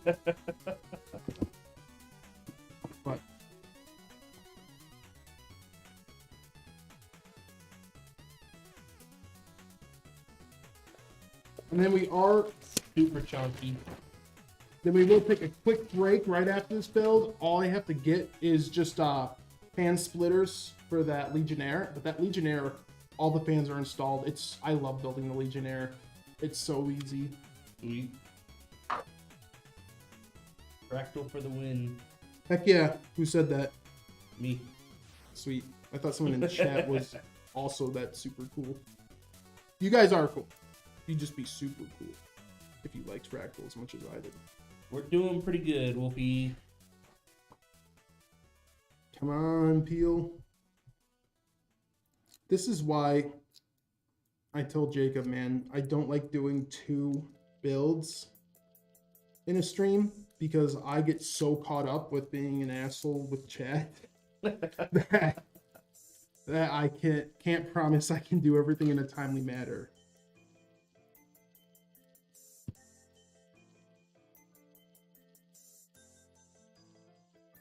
Oh, Brad. Yeah. Totally new topic. Do you ever listen to Steak and Eggs podcast? No. Never heard of it. It's Tectone, the new chick for OTK and Asmon. They just did a video where we've seen Asmon's room. They just did a video where they toured his house. Really? I've seen parts of his house. Yeah, you need to watch it. It's run down. Oh. Like, I've seen his kitchen. With how big I am, I could not walk in that house without falling over 8 things every 5 minutes. And it's so funny because I have now learned that he is a hoarder. Like 100%. He's a hoarder mentality in denial. Well, no. He's messy with like food and stuff like that. But where we're really clicked is they've asked him, like, would you want to get rid of any of this stuff? And he's like, yeah, he's like, I wish it was gone. He's like, if I could blink my eye, he's like, I just don't want to fucking deal with the work of getting rid of it. I just don't want to deal with it. I wish I could just blink my eyes and have everything that's been in this house just be gone. And then Tectone is like, well, what if you just stream? What if you're streaming one day and I come in your house while you're streaming and you stay up in your room and when you come down, it's just clean. Everything's gone. I did it. He's like, well, no, you can't do that. Like they're all like, yeah, that sounds like a hoarder mentality. Like he's in denial. He's like, no, I want it gone. Then whenever they find a way to have it gone where he doesn't have to do any of the work for it, he's like, yeah. No. And then they said, well, what if you get a shed? He's like, maybe I could get a shed. And they're like, but Asmon, if you put stuff in the shed, that means you don't actually need it. So why don't you just throw it out? But well, I could need it one day. They're like, Asmon, that's a hoarder mentality. He's like, no, it's a well-prepared mentality. And dude, the man's rich. Just throw everything out. That's and then what just buy it. Hate. That's what I hate. I hate watching that house tour, and I know that this man is a multi-millionaire. Like, honestly. And I'm like, dude. Like, look, if you need it, you can buy it. I'm totally cool with him staying in his mom's house and living there forever. Hell, I'm totally cool if I walk in and like my buddy's got like a day old Coke can on his desk. Yeah. I'm not gonna run away from that. When you have fucking dried bloodstains on your wall and guts of a dead possum still on the floor. What the fuck? Are you serious? Yeah. You've never seen his actual bedroom where he's got like the tooth blood all over his wall? No. He has like dried blood from when he was like 8 years old to like all the way to today on his wall because he said like he would wake up and his gums would be bleeding. He didn't want to get up and like wash his mouth out, so he would just like wipe it off and like wipe his hand on the wall. So he has just like blood streaks like right next to his bed on the wall. We're talking about Asmongold. Yeah, dude. Guy is something else. The clip where he had a roach on him scared me. What the fuck?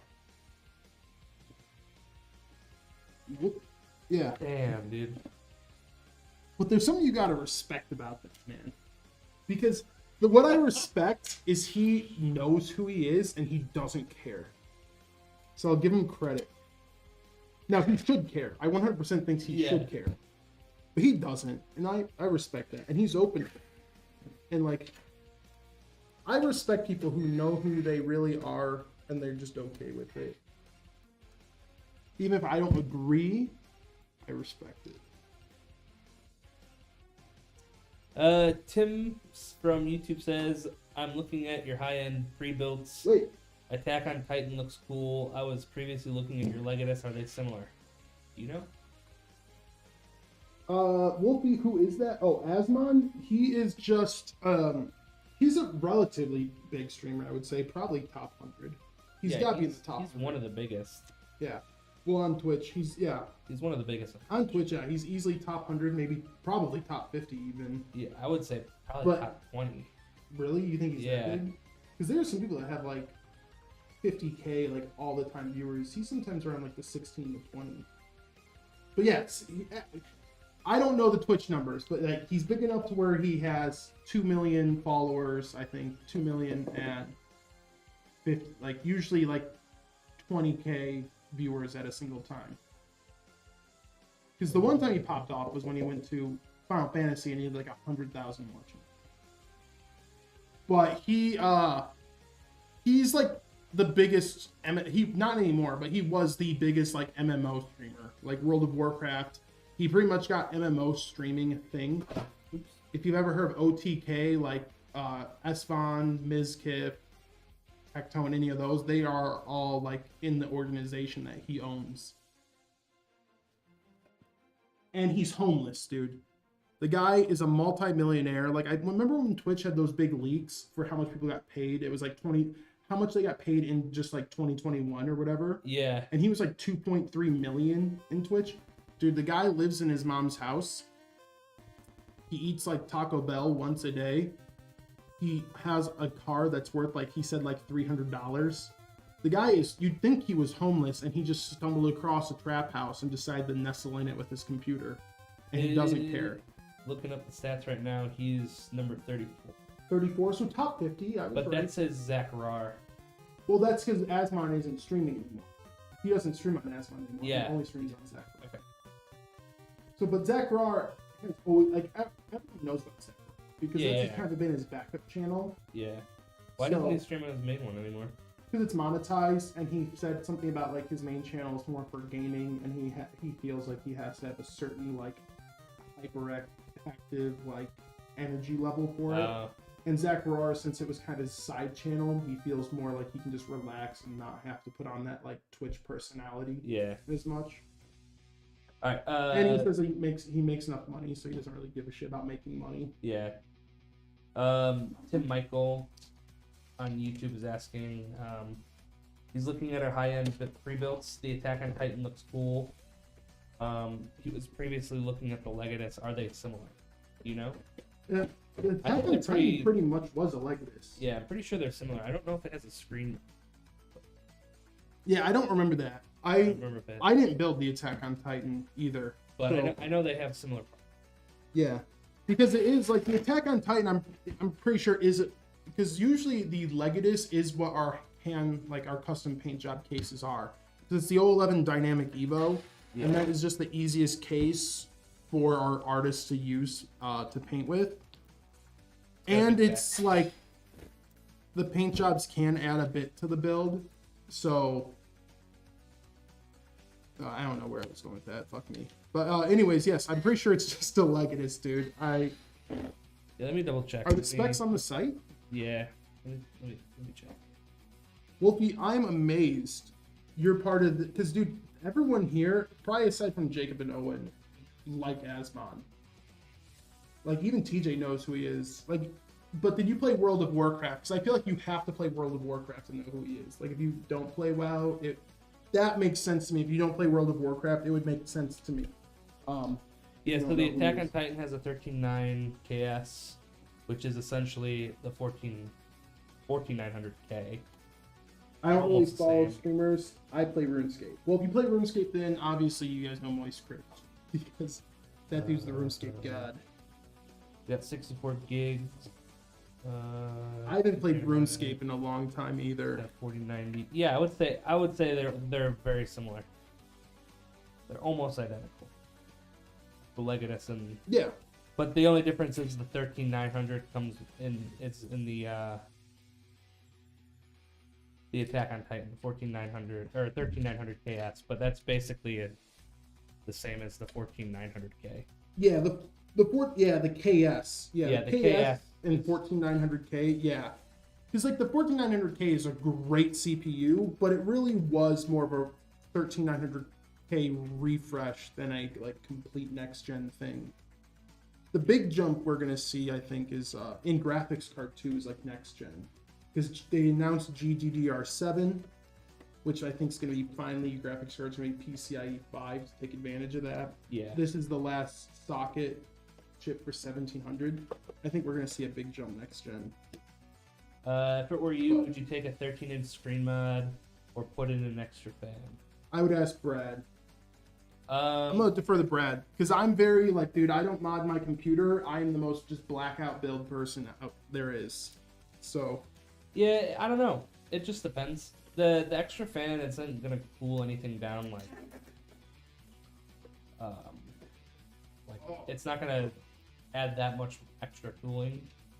So it really depends on if you just want to have like a cool screen that, you know, for kind of like for bragging rights almost. Yeah, the screen mod, like the fan is cool, like, because yeah, you'd be fine with temperatures without the exhaust fan. We just put it there. It's just nice to have a build out case. And then the screen mod, like Brad was saying, it's not like a smart screen or anything, so it doesn't have any software on its own. It's a it's kind of like a high-end Raspberry Pi screen that we order, and it's just a monitor. So it just plugs in with HDMI, and when you're on display settings, it reads as a second monitor. So really what most people do is they just lock it off and they just set a cool like wallpaper from Wallpaper Engine on it. That's how you get like the animated wallpapers and stuff. It's Wallpaper Engine. Yeah, the animated wallpapers, and they just do that to kind of fill the theme. The fan at least will do a little bit of something. The screen is, like Brad said, the screen is just cosmetic. Like it's just, do you think it looks cool? And that, that's pretty much it. Dan Skillen on Instagram says, "Yo, dude, can you recommend me for a $350 build that can play COD?" I don't know. Yeah, you have to. I don't know any. Xbox Series S is easily what it would go to because you see those things on sale. They'll be on sale for like $250 sometimes. PC wise, honestly, it might not happen. Not for $350. Not for $350, but you could just go with an Xbox Series S, and that will still, like, they still make Call of Duty for that and all that. Unfortunately, PCs, like, there is the truth, PCs will always be an initial higher cost than console, but you usually get more years out of it. You don't have to, like, you're not locked to, like, oh, this game is PS5 only. Like, you can still play it on, like, a generation older hardware. You might just turn the settings down a bit, and then also it's a multi-use thing, so you can use it for other things than just games. So there always will be that, and so just to play COD, no matter what, a PC will be more expensive than a console, so 350's rough. So at that price point, honestly, dude, just go with an I'm not trying to sound mean. I'm just saying, like, realistically, I would just grab an Xbox.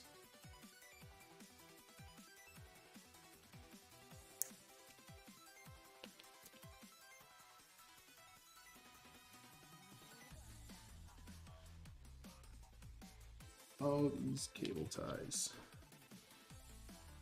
Or cable combs.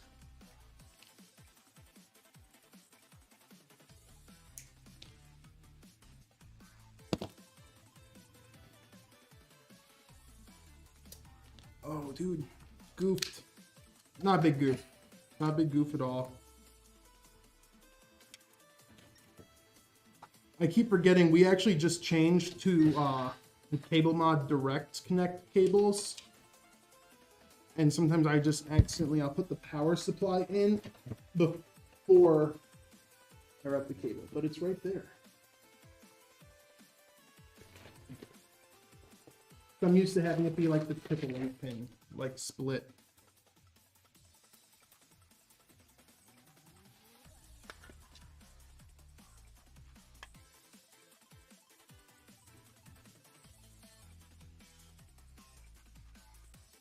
I'm so sorry, Fred. Yeah.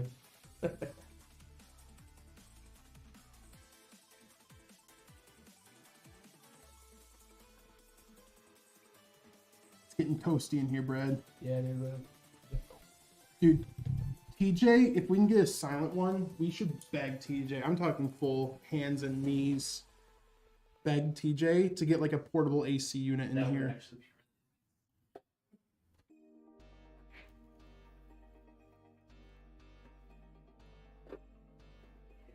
little bit.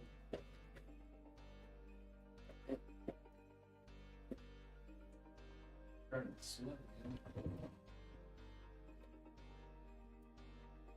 Damn, that is huge. That card, dude, that's why I told you I was a little concerned when I first saw it. I was like, is this case gonna fit it? I'll be right back. Yeah.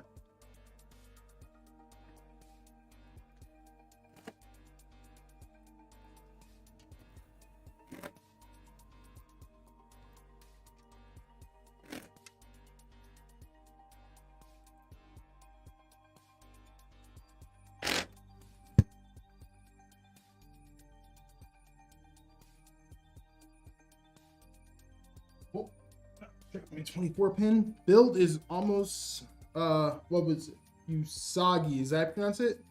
Build is almost done. Once Brad gets back, we will do our typical will it post test, and that is just a poll to see if you guys think the computer will post or not, and you'll get to see what your computer looks like when it's actually turned on and booting. So we're gonna make sure this thing works on stream. I'm about 10% sure it'll go without a hitch.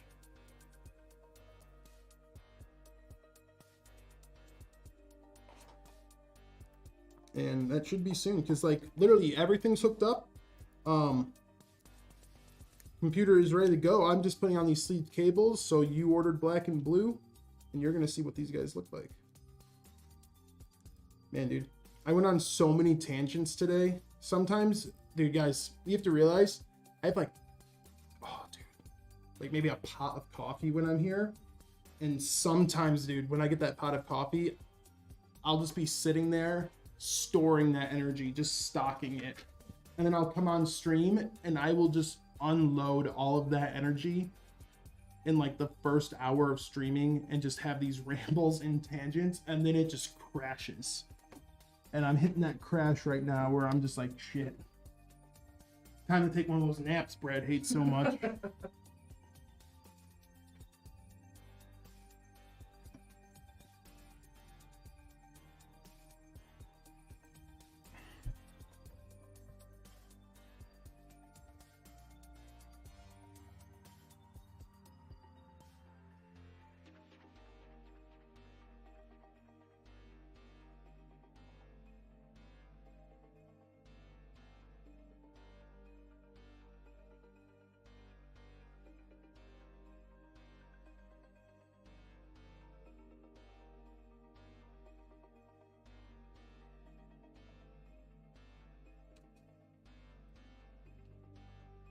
You want to start the will it post? Sure. Unless we're not logged in.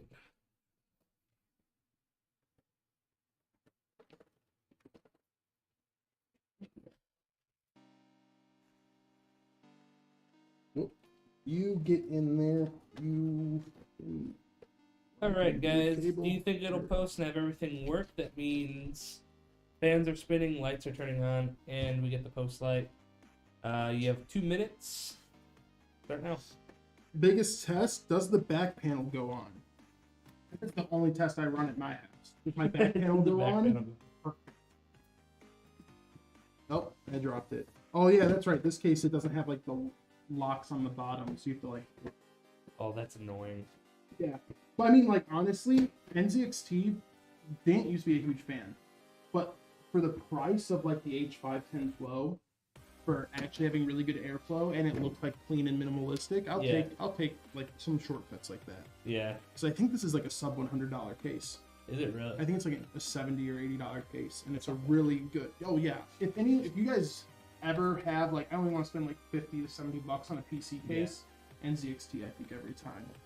Yeah, I think the flows. PC case, NZXT flows. my first PC That's case it. was an NZXT, and it was $30. Yeah. And it was nice.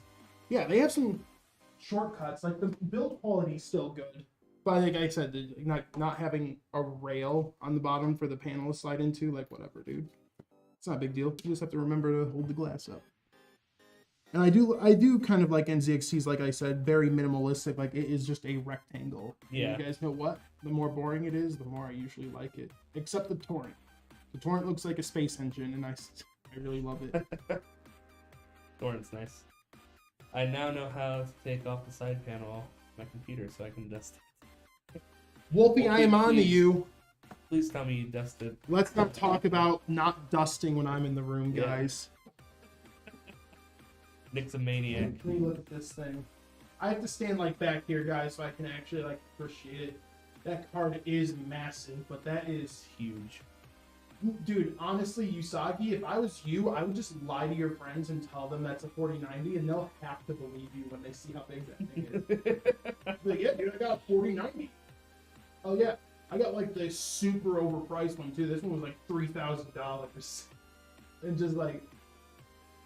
Alright, turn this puppy on. We're good? Yep. Sweet. I'm gonna stand back here and see the show. RGB's on the front. Usagi, let me get in here and help you out real quick. So, even though they're all NZXT fans, since you are watching, the hub for the cooler is actually its own RGB hub. So even though these are also NZXT fans, they used a 5-volt motherboard header. So you're going to control the front fans through your motherboard software. We're going to pre-install everything you need, but top fans and cooler are going to be controlled through the NZXT app. So RAM and front fans, motherboard app, top fans and pump will be NZXT app. So that is why you see the top fans are white, but the front fans are rainbow. So other than that, and if you have a preset color that you like, I'm guessing blue because of the cables, you can let us know if you want everything just to be blue when you get it. We can write that down and have our programmer set everything to blue. That way you don't have to worry about it. Cool. Blue would be great. Go ahead and write set RGB to blue on a sheet and we'll set that up for you. Cool. Alright. It posted, so. Yeah, everything posted. This build's great. Kevin is probably gone for the day. So chances are this and the next build will be programmed and shipped out tomorrow. So still, as long as it's shipped out before the weekend, that is the best thing.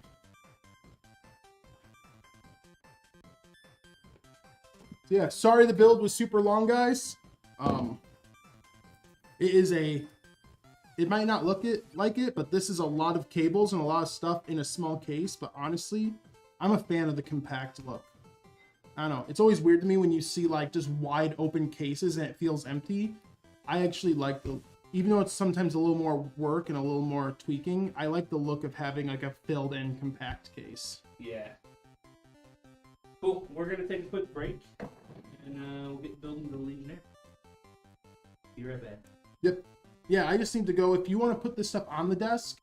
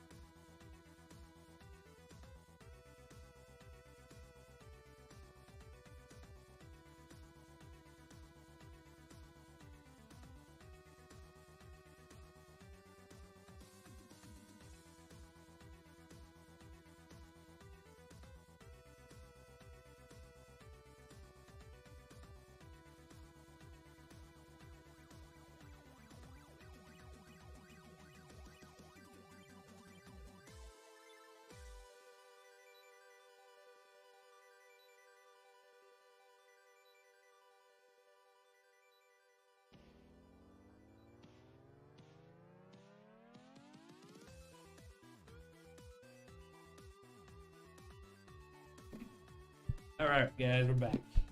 Yep. All right, guys. Yep. Like Brad said, we are back, and now we were working on our Legionnaire build. I totally forgot. Jesus Christ. Someone redeem a hydrate. Yeah. He's not allowed to drink water unless we get I actually don't even have a water in here. a hydrate. But, yeah, we're going with our Legionnaire. I did forget we weren't streaming, so I did start to open the motherboard, and I was like, shit, we're not on camera. So, Legionnaire, and we actually have an AMD build this time. So we're going with the B650 Tomahawk Wi-Fi from MSI. This is actually the motherboard that is at home in my system right now, and I love it. So MSI, it's just... When I was building mine, I almost got it, the Tomahawk. Yeah, dude, look at it. Black. It looks nice. It's just black. Well, that's my aesthetic right there, guys. Yeah. Just black. I can't even see the MSI stuff that much. You wouldn't even know it was an MSI board that was in there, and I love that. Yeah. Just simple. I don't need the whole, like, for those who dare. On my board, and I'm like, dare to do what, dude? I'm gonna play Stardew Valley. What are you talking about? What am I daring? Dare to go into the mines. ROG Super Gaming motherboard, and you're like, this is an email machine. I'm just clicking on plants. So no, I love this board. Honestly, you're not overclocking. You don't like, dude. Honestly, CPUs are fast enough already that like overclocking is not as big as it used to be. So for a B650 chipset is all you need. If you're just making a gaming machine, slight editing machine, streaming machine, a B650 is all you need. There's a spec sheet. And they're going with the Ryzen 7 7700X. Great CPU, 8 cores. Well, I think, 4.7 is the starting.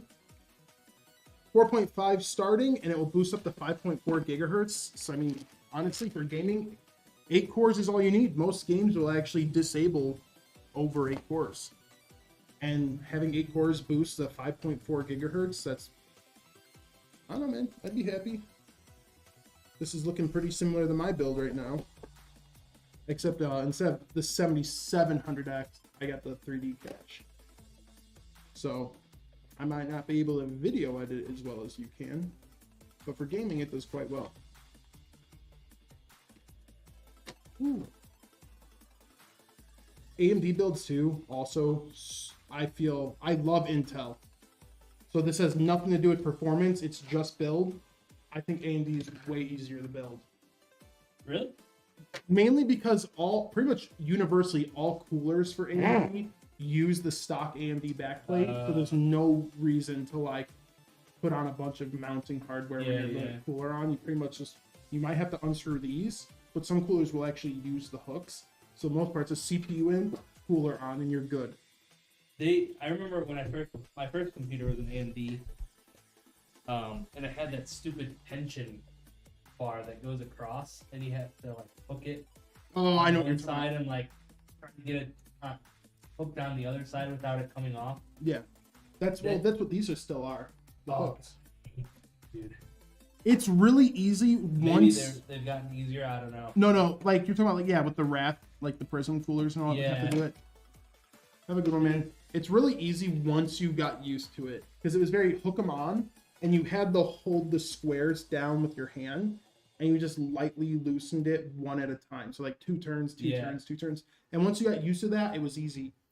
Taking it off was a bitch, because that one had like the one side, it was the top, had the one lever that you had to like push down on, and I would take screwdrivers and drive it down to try pushing it down and off the hook. I missed that. Those were a pain. It looks like we are going with a terabyte KC3000, so I'm guessing this is going to be the drive for like your big AAA titles. And then a bonus, just like 1 terabyte NV2, so any like smaller games, any games that don't need direct storage or anything, you just want mass storage for more games, perfect drive. For the price, the NV2 really is a decent drive. Oh yeah, totally. Like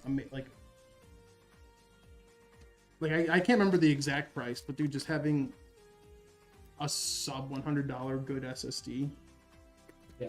I never saw the days. Because I remember, like, this is what, like 3,500? Yeah, so 3.5 gigs a second. And it's like back in the day, like, by that I mean like 2 years ago, that shit was like fucking $200 Yep. for a terabyte.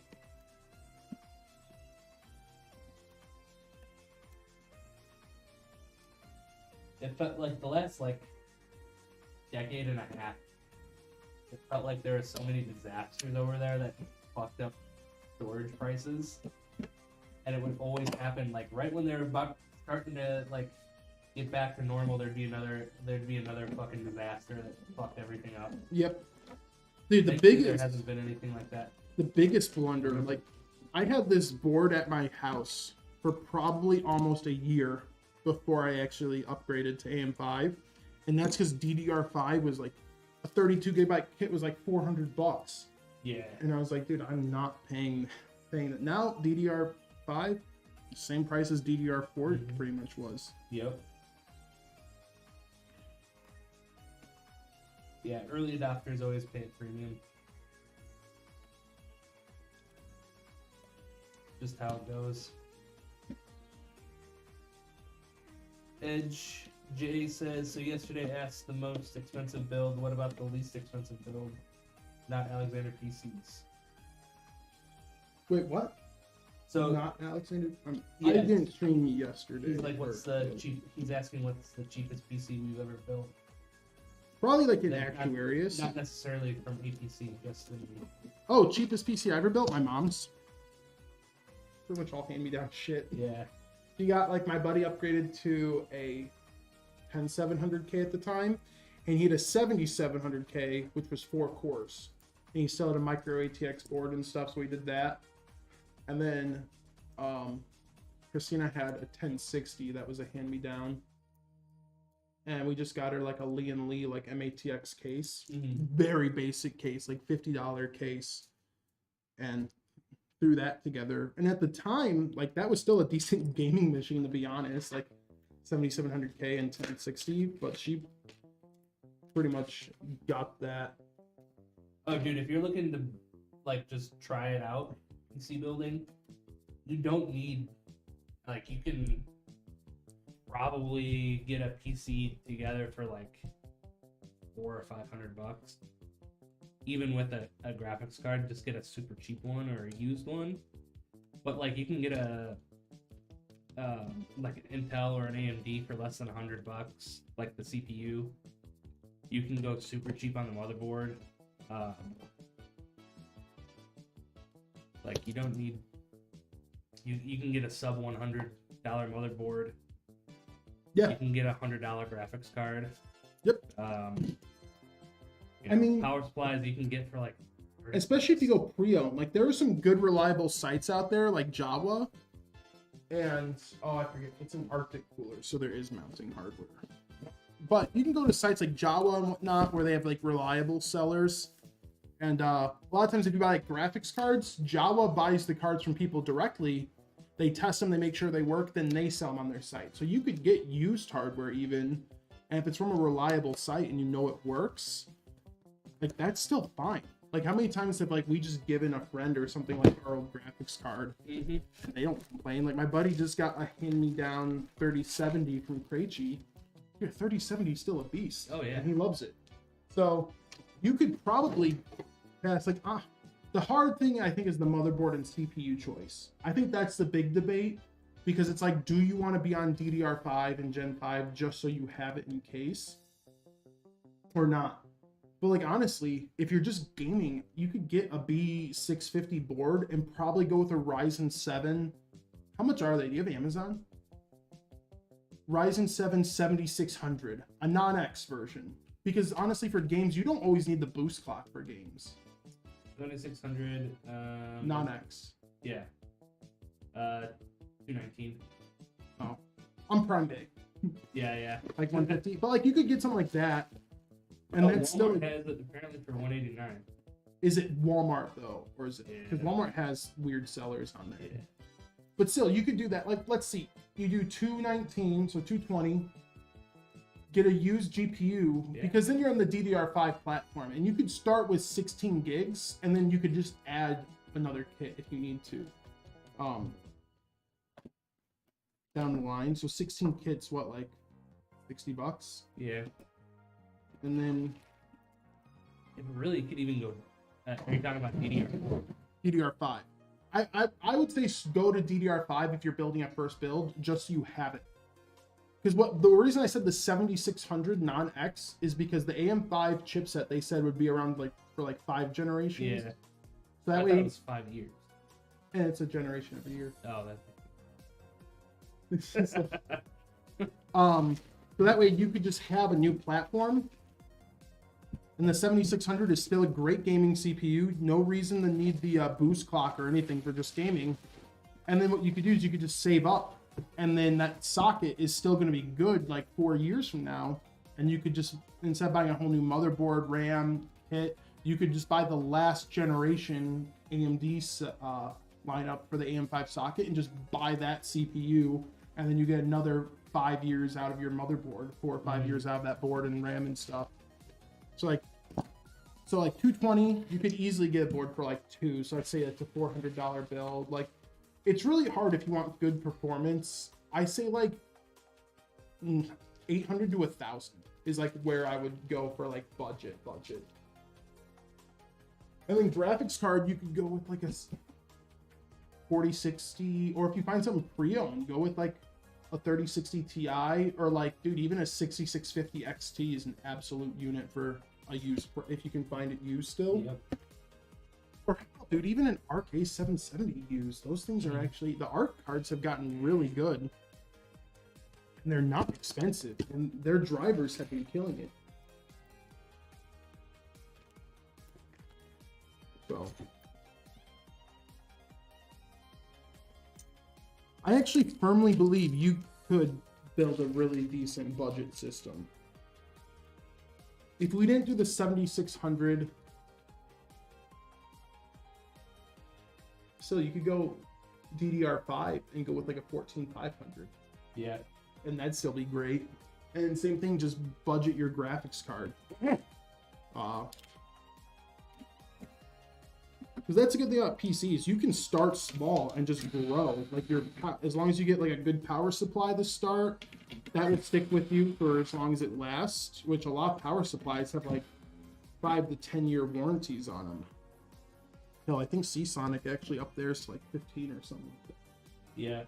So I mean, that will last. And then you just take care of it, call it a good boy here and there. And you just throw in your new graphics card and CPU when you need it. Like I have made stuff last that should have died long ago.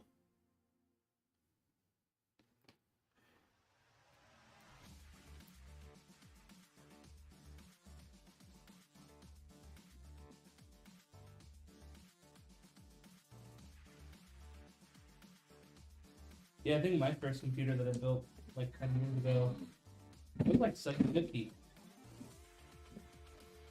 750? Yeah. It was a bit easier back then. It was. Because you could get a 1080 for $500.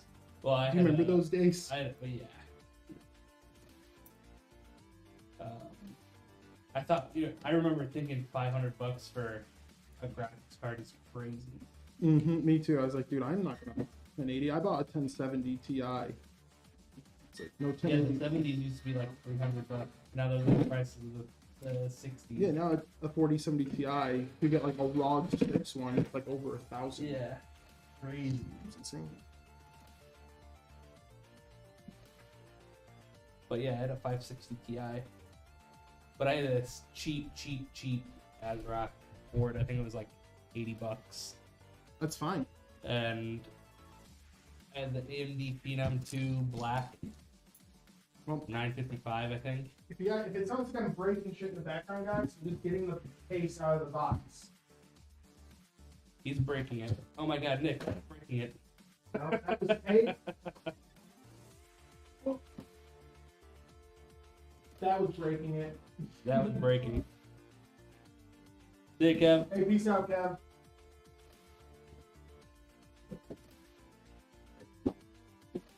Oh yeah, 100% broken.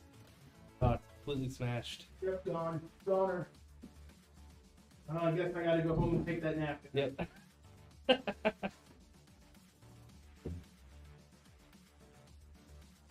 Oh no, it's perfectly fine. This is a case I thoroughly enjoy building in. Ooh. You scooch on over, you go right there.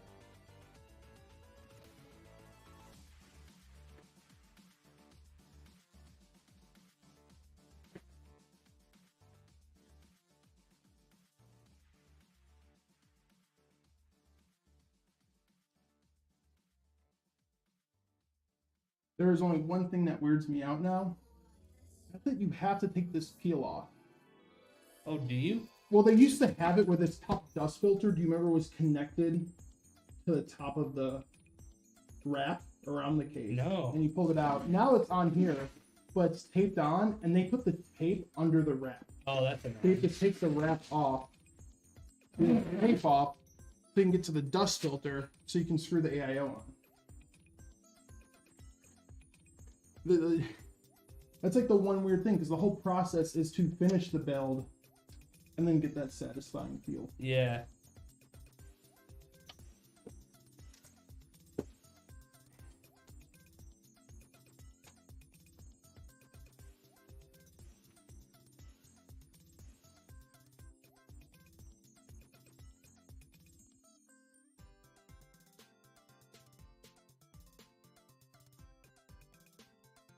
What's up, Minecraft Lynn? How's it going?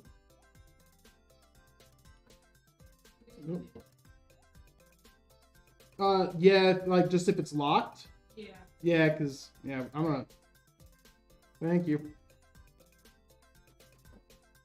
Get out of here, tape. Oh, they tape this shit to the bottom? It's not like a bad thing. It's just like there's. Sometimes, like, people just do, like, this weird change that you're not used to. Yeah. And you're like, why? Why'd you do that?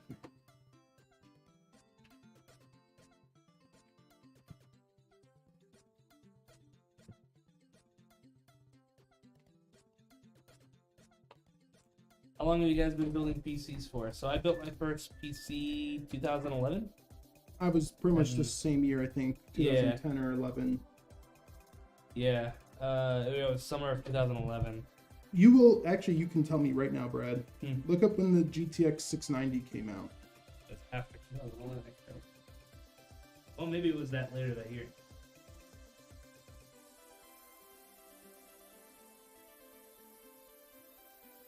I think I got mine right when the TIs came out.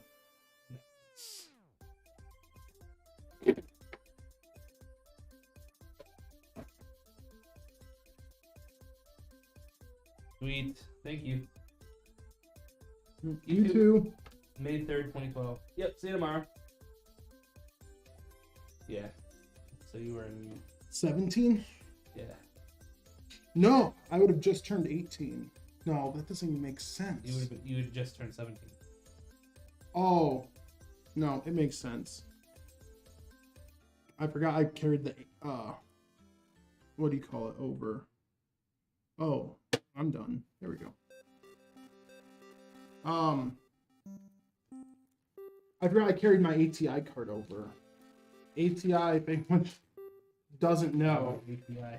What? I remember ATI. ATI was Radeon before AMD bought it. Yep. Bought them. I carried my ATI card over. But yeah, my first build, I got my first job at 16 to build my first computer. But and I'm not like a diehard AMD fan, but I just always happen to buy I don't Radeon. know. I always happen to buy, when I was real little, I'd ask my mom for Radeon stuff because she always had a good computer for school and all that. I've said that before. And I wanted to play Baldur's Gate 1 and 2, Diablo 2, Fallout 2. Like, I loved those games. So I always got like an ATI card because they were cheaper than NVIDIA. So I could afford those. And like back then, I didn't really know about graphics or graphics settings. I just wanted the game to go.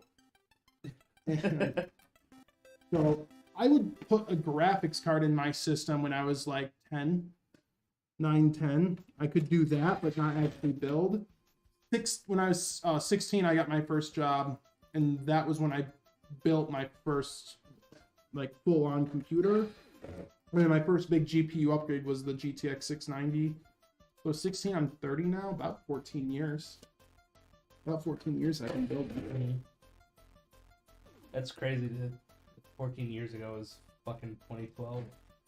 You know what's insane is that I have to tell us a longer story than I have to, just so I can take that time. The whole time I was telling that story, yeah, I was just doing the math in my head to realize how long I've been building computers. It was 12 years ago. I think. What? 12 years, not 14. But that makes no sense. If I was 16, you were 17 when it came.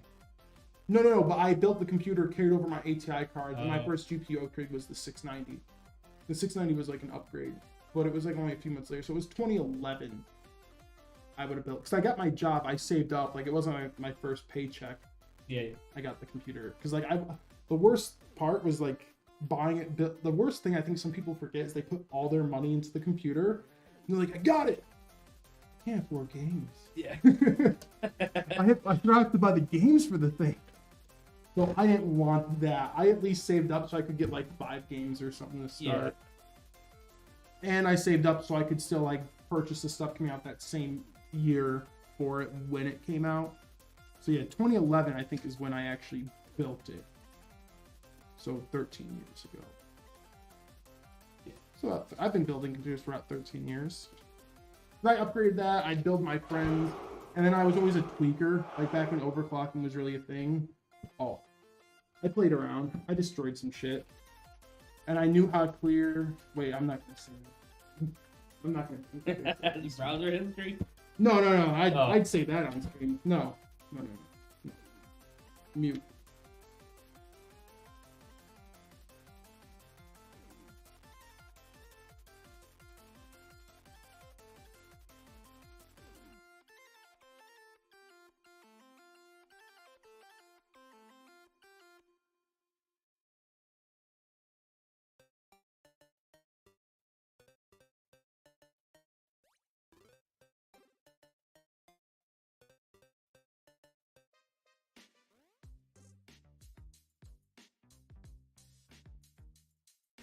Sorry guys, I had to tell Brad, but I did have to. Brad will agree. I had to mute myself. Yeah, it was a mutable.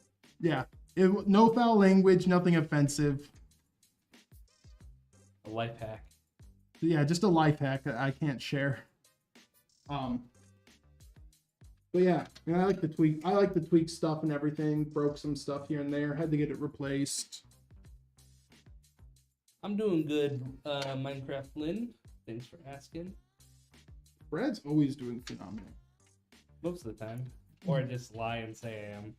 So you've been lying this entire time? You never actually know if I'm doing good. I'm like the 2 liars and 1 truth. Dude, I feel like I'm that generic. There's like have you seen that video where there's 2 types of people in the morning? And there's like the one guy that's like putting on his coat and his hat and is dancing. Then the camera pans over and there's one guy with the cough. Yeah. I'm that stereotypical guy because I always come in and I just sit at my desk with my coffee for a bit and I don't talk. I'm the first guy. And then like 2 or 3 hours later, I'll start talking everyone up. I'm the first guy. I'm a morning person. When I'm up, I'm up. I like waking up early. I just don't like people talking to me, looking at me, anything in the morning. Dude, I'm a different human in the morning. I'm the biggest asshole in the world. If you want to see a different side of Nick, there's like a few things. You either wake me up. If you wake me up in any way, I don't care if I'm late for work. Just let me be late. Because if you wake me up, I will fucking burn your house down, man. 2, if anyone is in the fucking kitchen with me when I wake up, it is too crowded and I will shove you out. I want the kitchen to myself. I want the coffee maker to myself, and I just want my breakfast to myself. I need that like hour of nobody looks at me, talks to me, or anything when I first wake up. I'm just so like I said, I'm a different person. I'm so You're pissed irritable. off you're not sleeping for the rest of your life.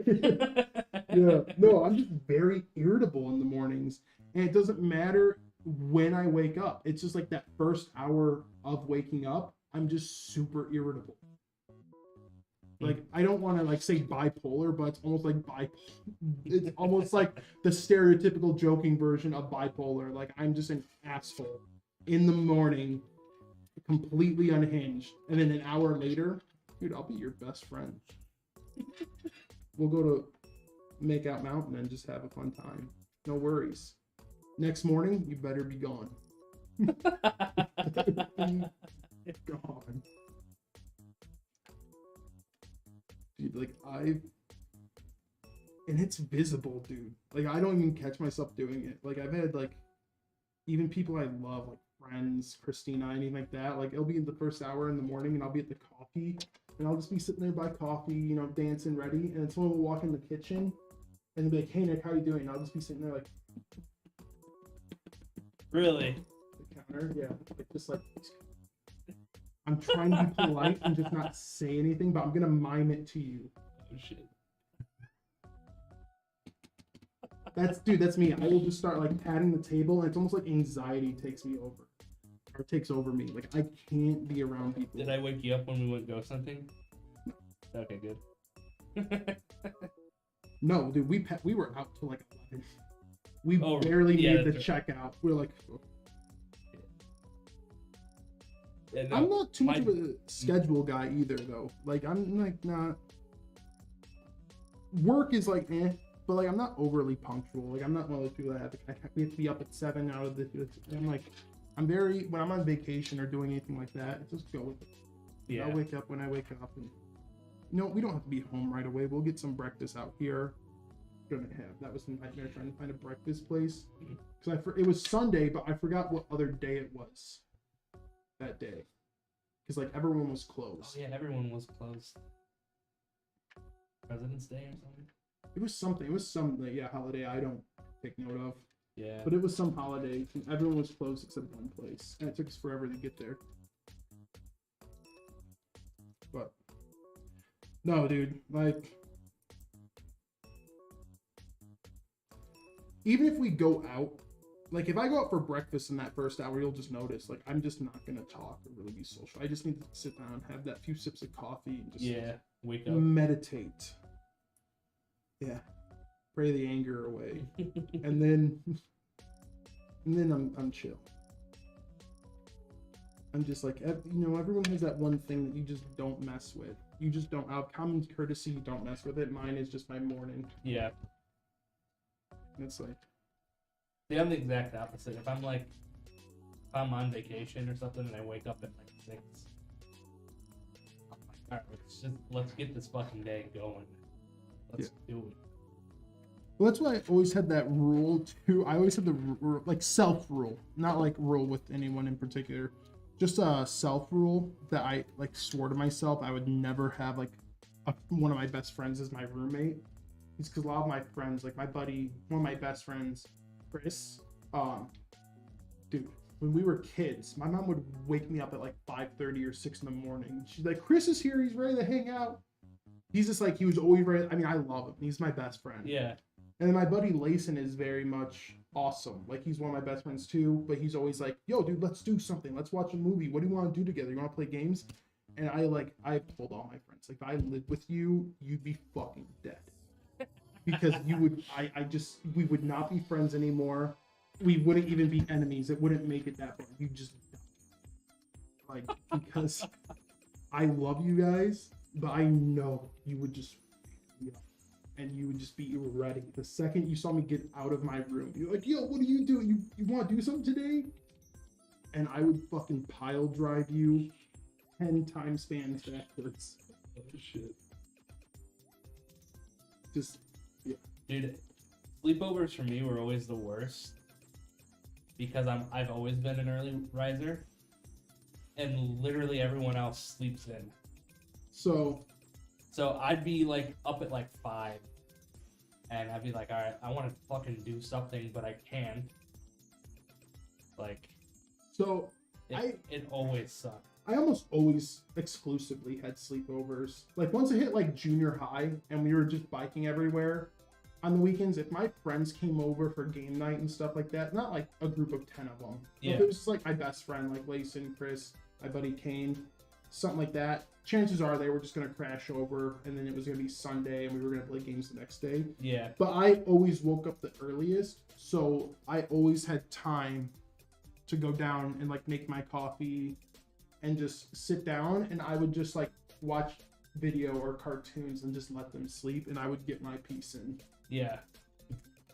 It was fine when I was at my house, but if I was at someone else's house, I always felt like rude or something, like turning on the TV and playing games or going on the computer. I always felt like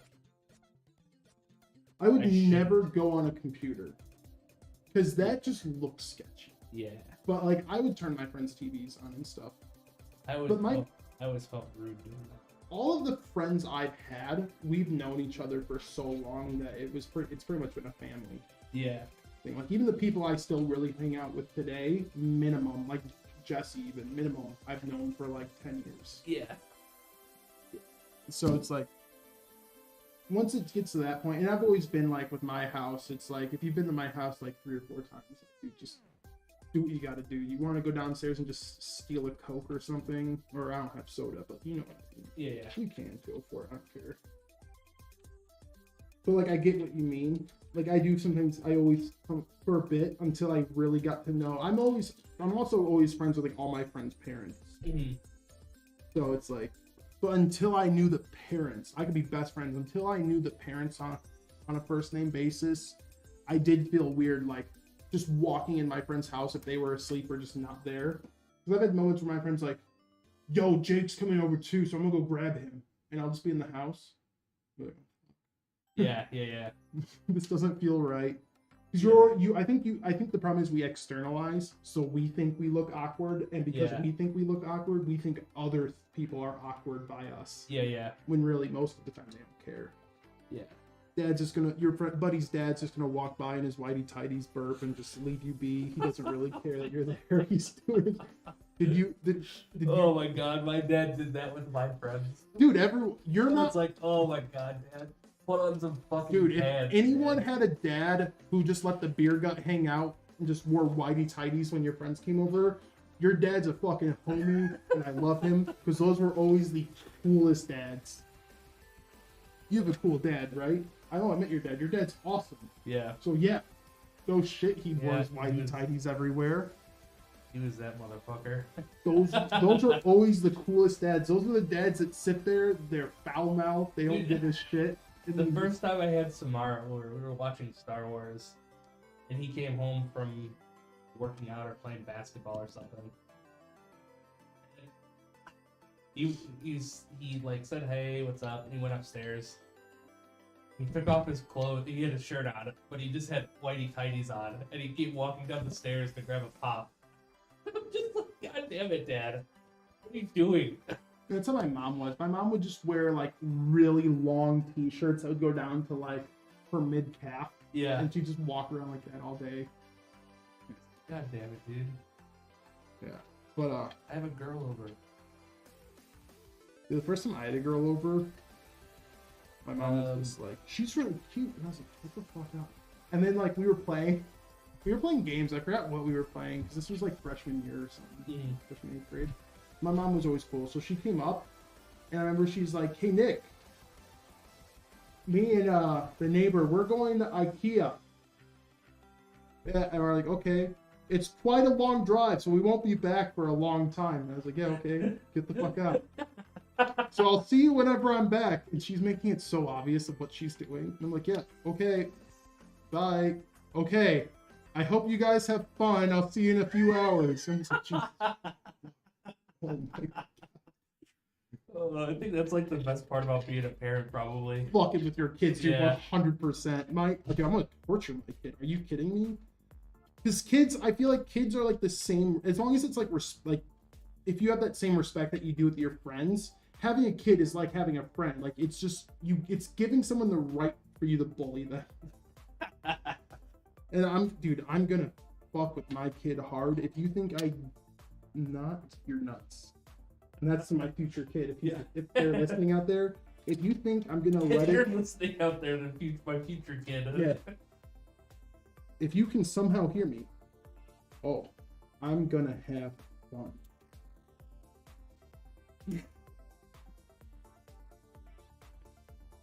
Unless it's a daughter and she has a boyfriend, then instead of fun, I'm gonna have a void card. That's the difference. But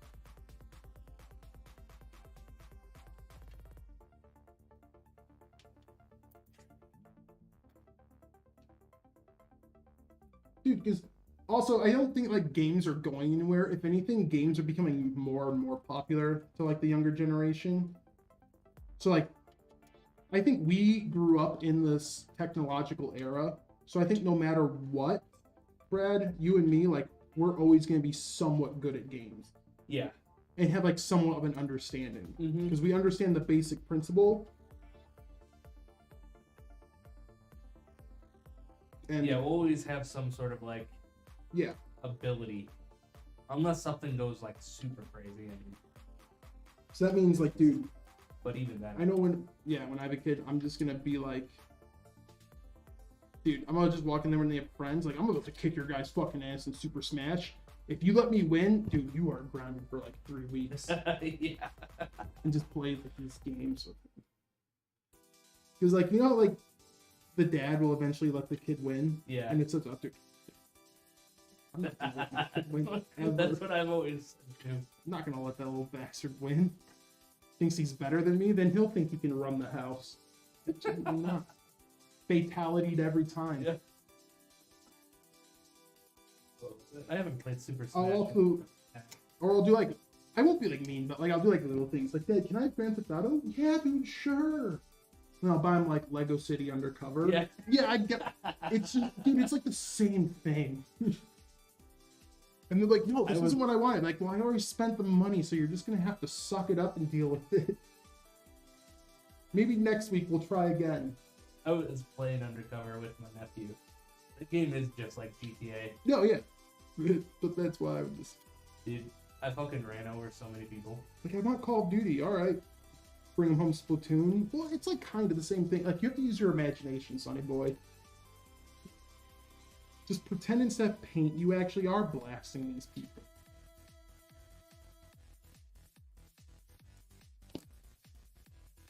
Or just teach them the art of the Modern Warfare 2 trash talk.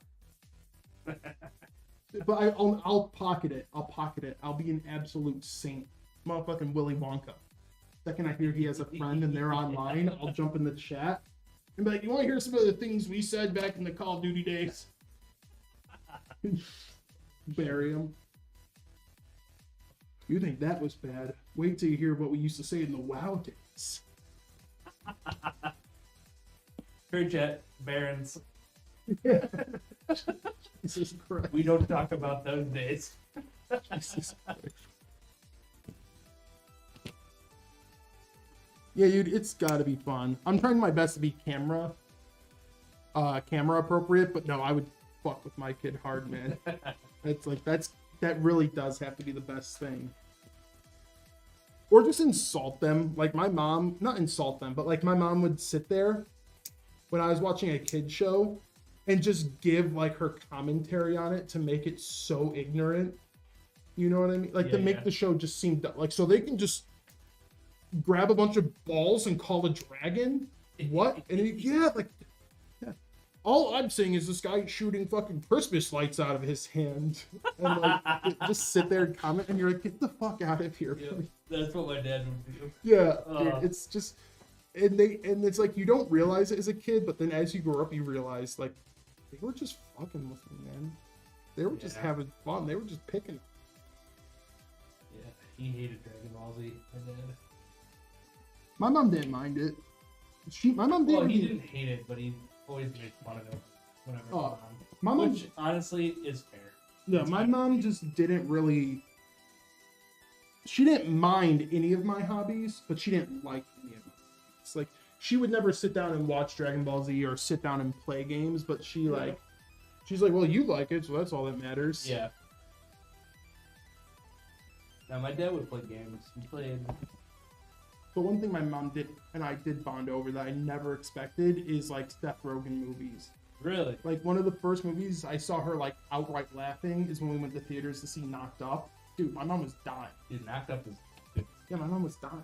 I was like 13 when that came out. My mom was fucking dying, dude. My mom was always a guy.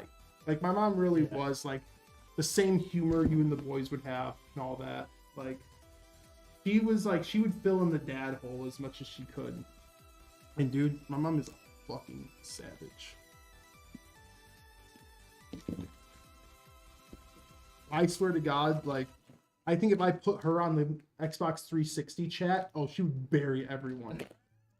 Dude, destroy him. Absolutely destroy him. You know, Asmon sometimes will, like, have his dad call and say, I'd be too scared to have my mom. I'd be too scared, dude. Like, I'd probably get insecure. But, like, that lady is, she really is awesome. Dude, she is awesome. Like, We'll have to have her call into the. no, Dude, I told her that she needs to come in and just talk to TJ.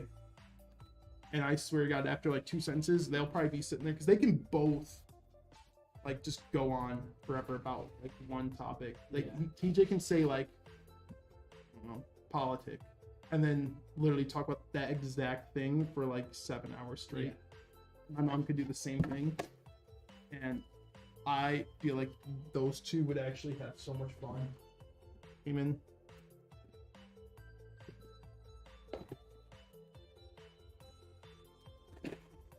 The only negative thing about my mom, and I'm not afraid to say it, poor lady likes well done meat.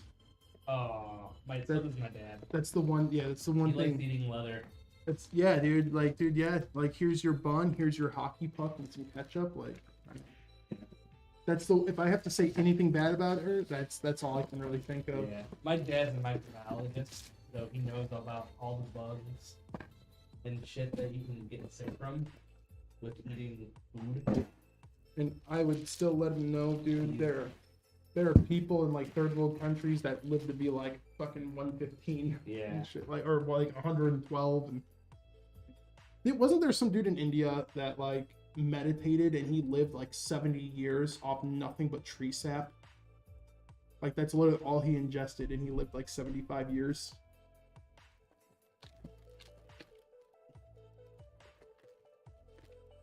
Like he was older than 75, but like he just spent 75 years out there. Like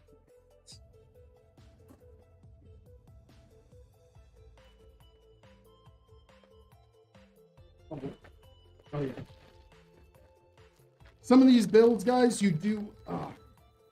This is the one thing I always have to remember, and I did this time. In some cases, you're gonna want to route your CPU cables before you put that radiator in, or else you will never get that these cables plugged in. Did you find the article I'm talking about? No, I didn't find anyone who's derived off. Let me try searching again. Yeah, like it might not have been an Indian guy. No, I thought it was. I'm pretty sure it was in India. And he just like meditated and drank sap.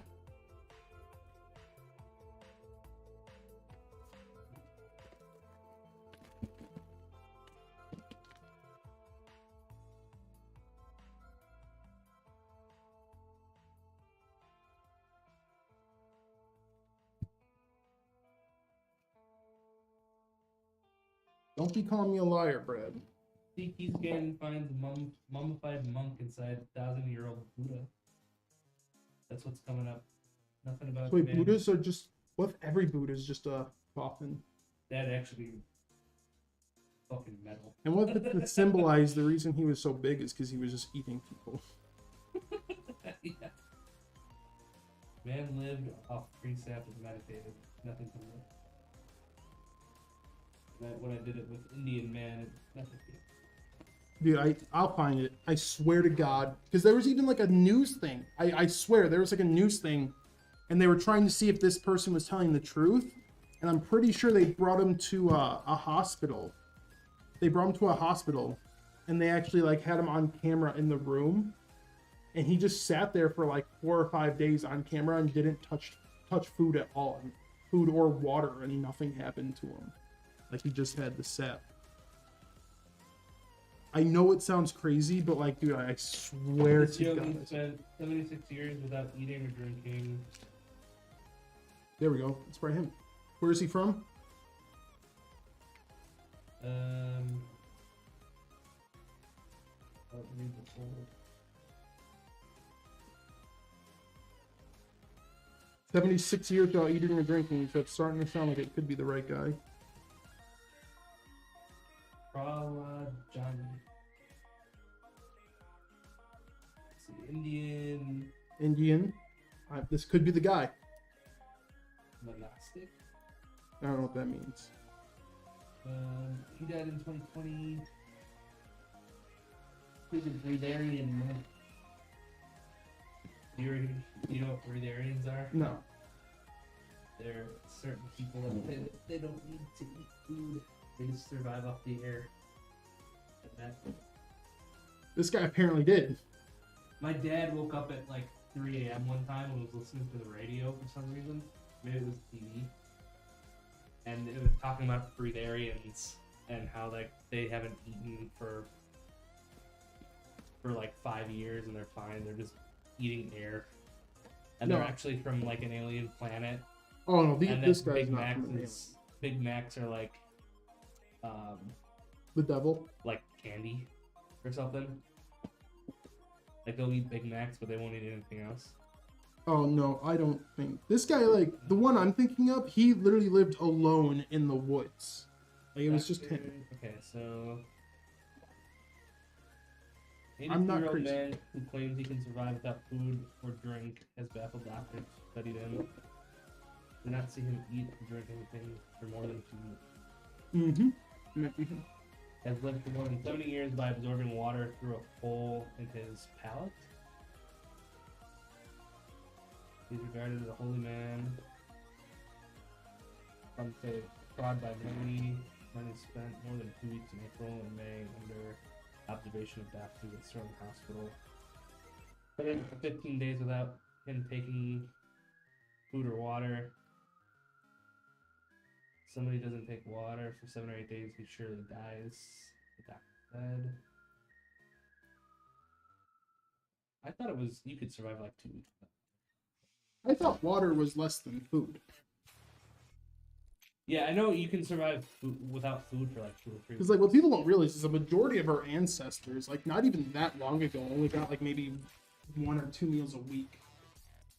Like we're a species like built off fasting.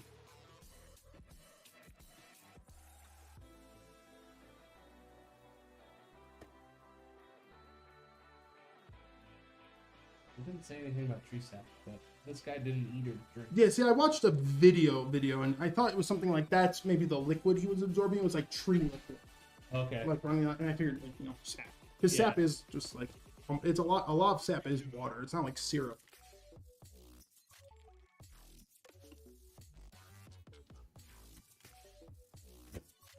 Yeah, and they like kept him in a room and just kept the camera on him and just observed him this whole time. And I'm like, Wow. yeah, dude, like this is nuts. He's a fucking X-Men. Yeah.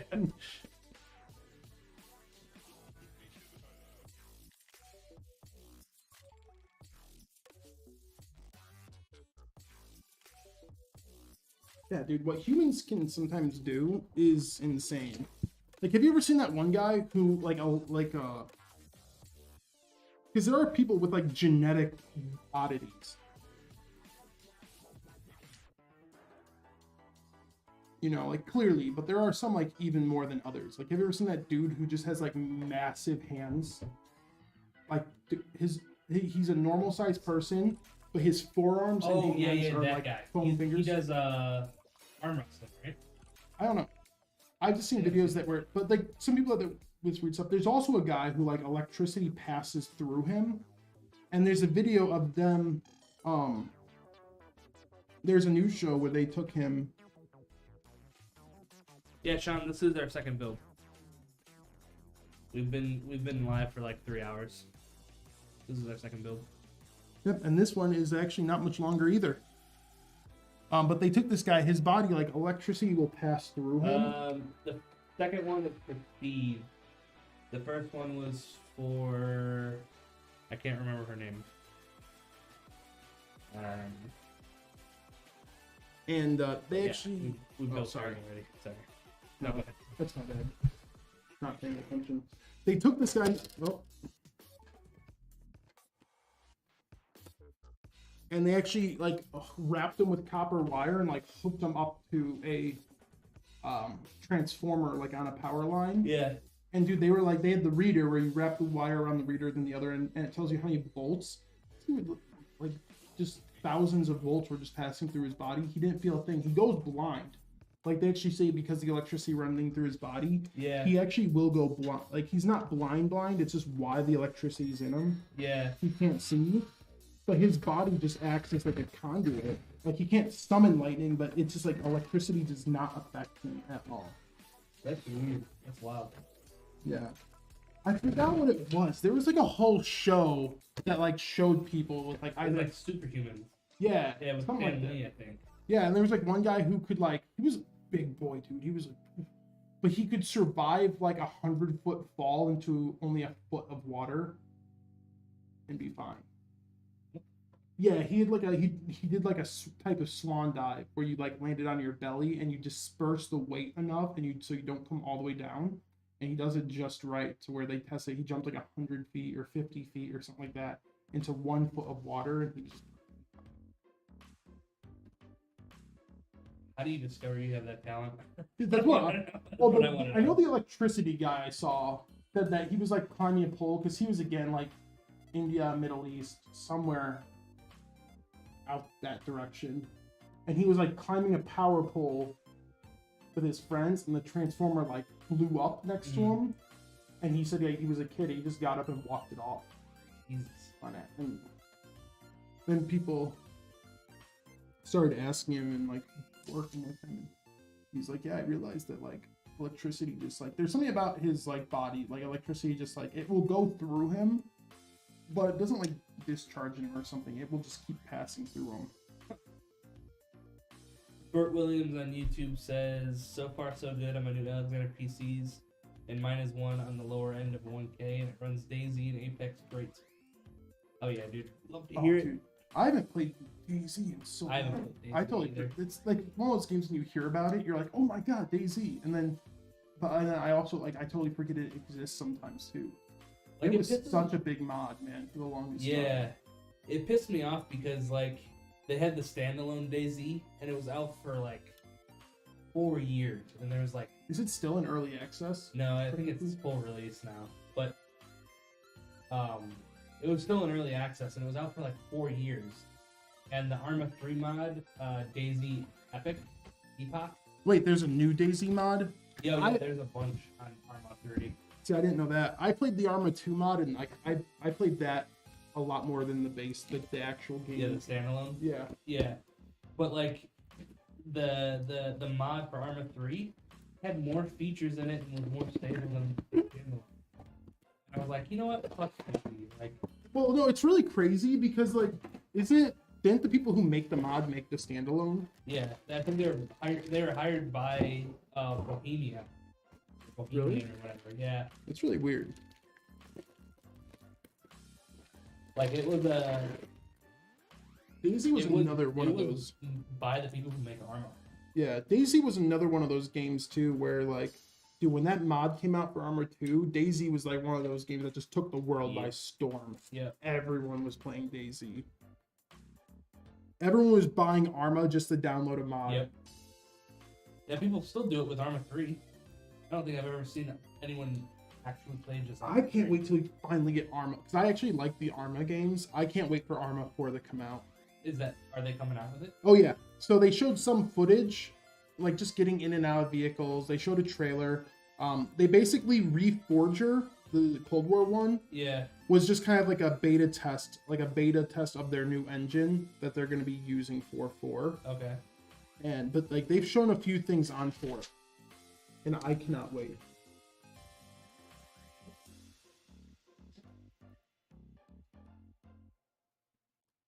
You said Forger was a beta test? Yeah, well, it's Kind of like... it's still like a $20 or $30 game. There's just no campaign to it. It's just like a few multiplayer things, so it's kind of small.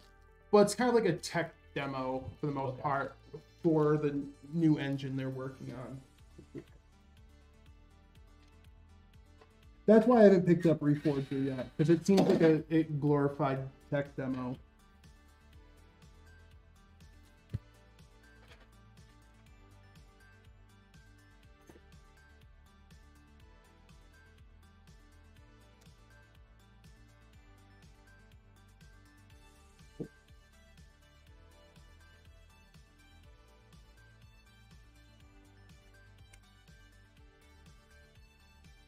Oh, Reforger's out of early access.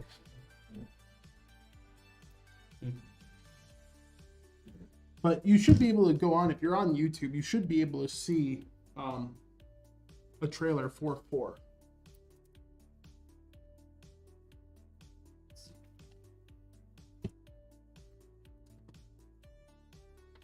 Didn't they get arrested? Yeah, for 3. They were flying over Greece. And like, because they were taking using, pictures, right? yeah, they were using it because that's where 3's based in. Yeah. And the government actually arrested them because they thought they were like a foreign country, like scouting them, and they held them in prison for like 4 or 5 days or something like that. And they were just trying to guys like, me no terrorists, me make video game. And they're like, bullshit. You're on this picture of like the most Team America, like typical interrogation. We just make video game. Bullshit, that's a fucking lie. Who sent you? Who said? Oh, do you want Bohemia. Who the fuck is Bohemia? What country is he from?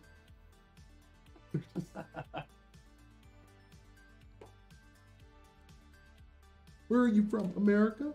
So the goddamn Americans are taking us? No. I just make video game. Like, I guarantee you that had to be such a U.S. company? I thought they were... No, I don't believe so. But I just say that because the game, like the original Arma, was made for the U.S. military. It was like a training game. Oh, was it really? Yeah, the first Arma. And then the second Arma was 2. And then the second Arma, though, was actually like published like to the public as like an actual game. Oh, they're in Czech Republic.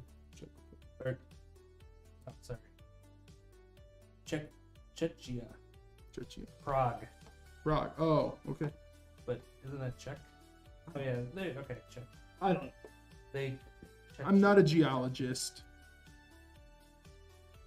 I don't think that's the right term. A geologist would know where countries are, right? Well, that's rocks, but like geology. Or rocks. Well, we could like geography. Geography. Like, geographer. I'm not a geographer. That's what I was thinking. Yeah. Not a geologist.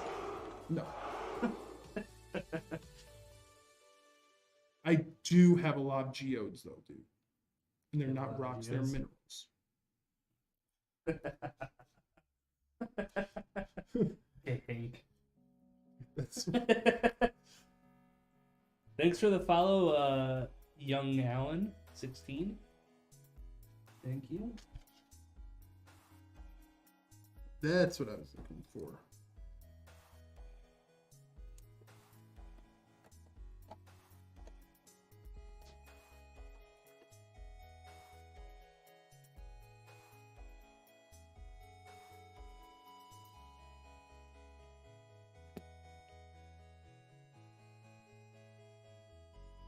We're almost done here, Brad.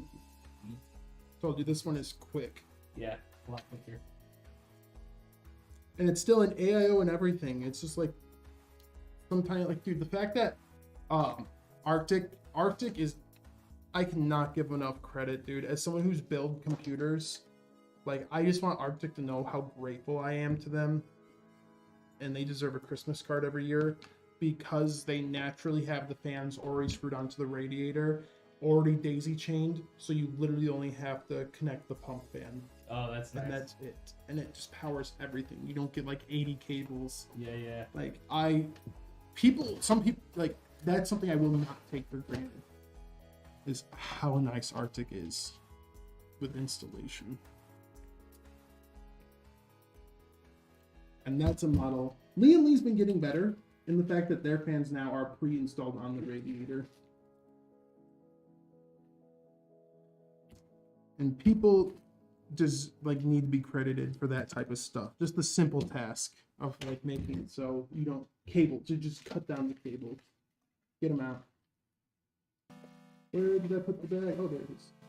Well, that's not the right bag. Where did I just put you? There you are. Nubbies! I love nubs. Wait, where are they talking? YouTube. YouTube. Okay, I was gonna say I haven't seen Twitch chat in a while, but I didn't know if mine was glitching out. Bert William used Nubs discount code. Oh hell yeah! Nubs is such a good guy.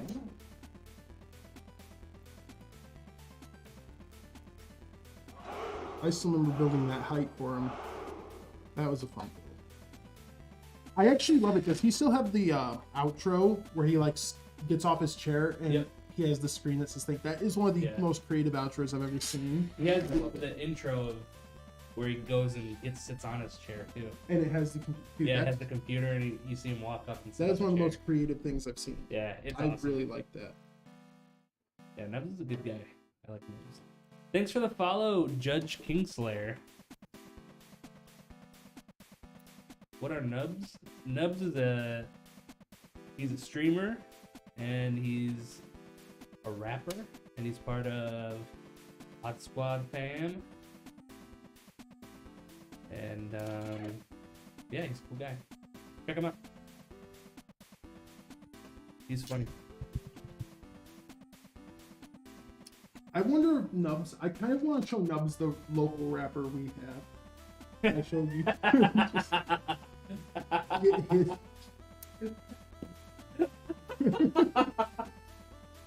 I forgot about that guy. It's so Oh like, no. dude. We won't put him on blast. That's No, because here's won't say his name. No, I won't say his name. But the thing is, in a weird way, he is almost so fucking bad that it's like The Room. Like it's so bad you just love listening to it because you're like, what the Bowling Brook. Shit, I'm gonna go home and listen to it. I know, dude. That's why I won't let it leave my memory because I have to listen to it. Because it's like, I give the man credit. He's actually trying. Like, it's not like Ice JJ Fish. I don't know if you know him. I don't think he's trying. I think he's a big joke. Which guy? Ice JJ Fish. I think he's just like a joke. That? I don't know. I'll show you after this. I think he's like just trying to be funny and. Isn't he the Why You Always Lying? Why You Always Lying? No, I don't. No. Oh no. Okay. But this guy's like 100% like being serious, taking it as serious as he can. And he's grinding. He's working his best, and he's.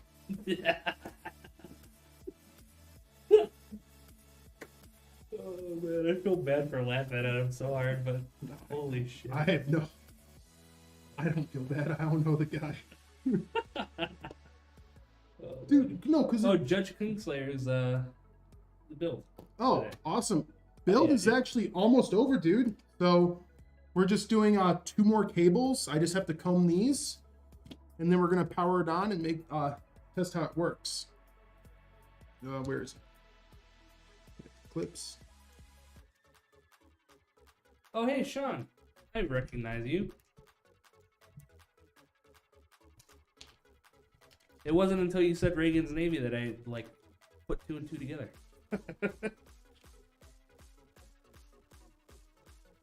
How's it going? Round Lake Beach. Yeah. I painted it on my head now. Oh man. For real though, like off stream, we should show Nubs that. Oh, I'll send it to him tonight. Cause like, maybe there's a spot for him because he is odd. Just tell him. Just send it to him and say, "Is this odd enough for you?" Hey, I found the next member of your group. Yeah. But you've showed me some of Nub's stuff, and he's like, actually, I'm not a rap guy. I don't listen to rap at all, really. So I'm not gonna act like I know what I'm talking about. But from what I've heard of Nubs, I do like his sound, and he is really talented.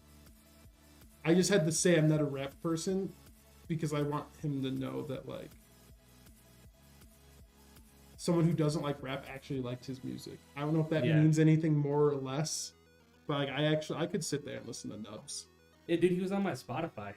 It was wild. Like it was my daily he's just a cool playlist or whatever on Saturday, and I just look over and there he is on my Spotify.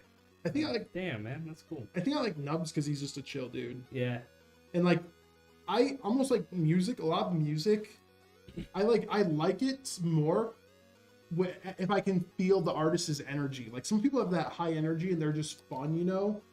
And you can tell like there's just a lot when like you can feel that soul in the music. Like they're putting everything they have in the music. It comes through, and I have so much fun with it. And then there's some people where you're like. You hear it and you're like, I'm just trying to be the next like 10-minute star and and like I just that also comes through. Authenticity. Yeah. Yeah, Nubs is authentic. So like, cause there's a lot of stuff that like Owen and Jacob play, and they'll be like, you don't know who this is, and I was like, dude, I have no idea what like a Young Gravy is or anything like that. Like I don't. They know. listen to this and I won't talk their music. But... Oh, I will. I don't necessarily like a lot of their stuff. Like, if I'm listening to rap, I'm listening to it for the lyrics. That's what I am. Lyrics. And not the sound. And I like instruments. Dude, that's what I like Wu-Tang I'll listen to. Because, like, you have actual drum sets going in the background for the rhythm. I love that. Like, I guess I'll say I do like rap. There's nothing I've heard in the last, like, 10 years. Or I take it back. I do like Whit Lowry. But that's because he's got really good lyrics. Yeah, like...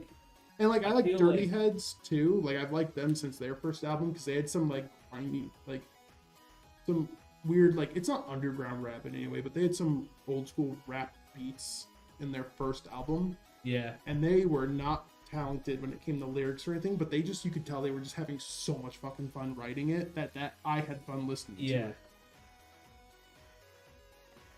Yeah. Like, I like to dig down in the lyrics, man. I'm still, like, listening to, like, Lupe Fiasco, stuff he put out over 10 years ago, and listening to it and, like, catching bars that I just didn't catch before. Like, that's what's fun for me, is, like, the epiphany moment where it's like, oh, shit. Like, it was right there, and I didn't catch it. Dude, well, I think, that's fun. I also think you have to have the ear for it, because, like, rap, it sounds like a stereotype, but I really do hear the same thing every song. Like, it's like, I'm the fucking coolest. And it's like, well, if everyone's the fucking coolest, who is? Yeah, everyone says they're the toughest dude, but he weighs like 120 pounds, so I don't know what's going on. But he says he's the toughest, so he's gotta be. And or it's like, dude, look how much money I have. Or I got this hoe in back. And I'm just like, dude, they all sound the same. And it's like, no, it doesn't. But it's like, and the same thing with country. Country, I just hear like, big truck, hard day work, beer in the sun. Like, and it's like every song to me. Yeah. It's like, I'm just like, I just don't. Yeah, see, like. But I also listen to metal. So I know when people listen to metal, all they hear is like, yeah. And that's it. So that's what I hear. Yeah, so I can't. I'll take a hit as much as I give it. I'm no better. Yeah. Just different genres. Oh fuck! I just broke the mic. So you broke it this time. We'll still say Jacob did. Fucking fuck. All right, Brad. If you want, start the countdown. By the way. Okay. Like, probably it was like 15 years ago. It was when I was in college. I started getting really into like battle rap for like 3 years. Like not epic rap battles of history. No, it was like because that was battles. Do you remember them? Yeah. I remember. Yeah, those were good. No, but like not doing rap battles, but listening to like battle leagues and stuff. Don't know what that is. It's 8 Mile. Oh, you know how they go up in front of each other and kiss each other. I prefer this. I prefer the version from Scary Movie 3. That's the better version of 8 Mile, I think. you remember that? Do you remember that scene? Yeah. Fucking throws his hoodie up. Yeah. God, dude, those movies sucked, but I loved them. They sucked, but they were so good. Yeah, that's like the thing. That's like, there's a difference. Like, you can say if something's objectively bad, but like, you absolutely love it. And like, those movies were just dumb. They were stupid, and I loved them. Up to 3. After 3, I loved it. Yeah. 3 was like the last. 3 was the last good one. Then they got too dumb, where they were just bad dumb. Yeah. Anyways, go on. 8 Mile, battle raps. Yeah, just getting into that stuff, like,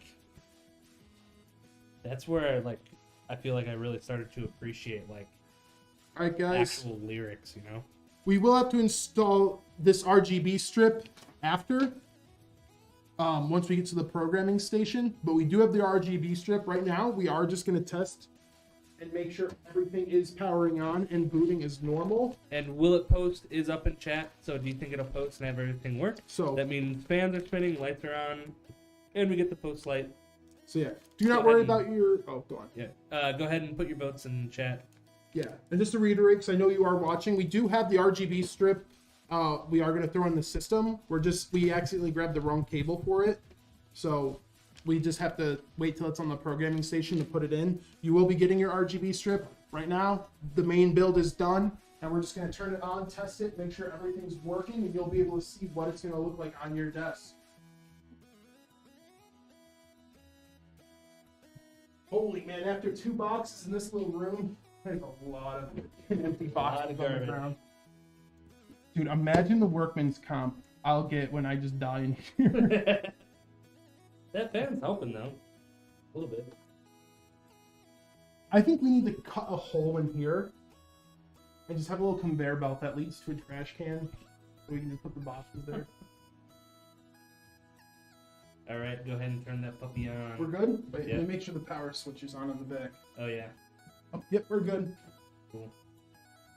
All right, All right, we'll post. there we go. Very nice. And then So far, so good. turn it. And then for this case, you have an LED button up here. Let me see if I can get the top. Oh, it's just out of frame. Which one? Push it back just a little bit. Oh. Okay. Yeah, you can see it kind of. Let me see if I can hide the. There we go. All right. Yeah, go ahead and show the LED button. Yeah. Oh, well, I wasn't gonna do the top. Oh. I was just lame. No, I was just mainly showing the colors. Fans. Yeah. So there. Yeah, you can control the LED colors of the fans and stuff with the top button. And then if you hold it down for like 3 or 4 seconds, it will default to motherboard. And then you can control it with software. The best one is actually probably there we go. For blue especially, I love the Fractal Design, blue. like Aurora Borealis. Yeah. That's like You specialty. can't see it too well, but Not on stream. In person though, you will in see person, the it Aurora looks- Borealis. it looks colors. amazing. It's awesome. let me see if I can connect to the camera and change some settings so you might be able to see a little bit of it. But yeah, it's got some like blues and purples and greens. It's very nice looking. You can kind of see it now.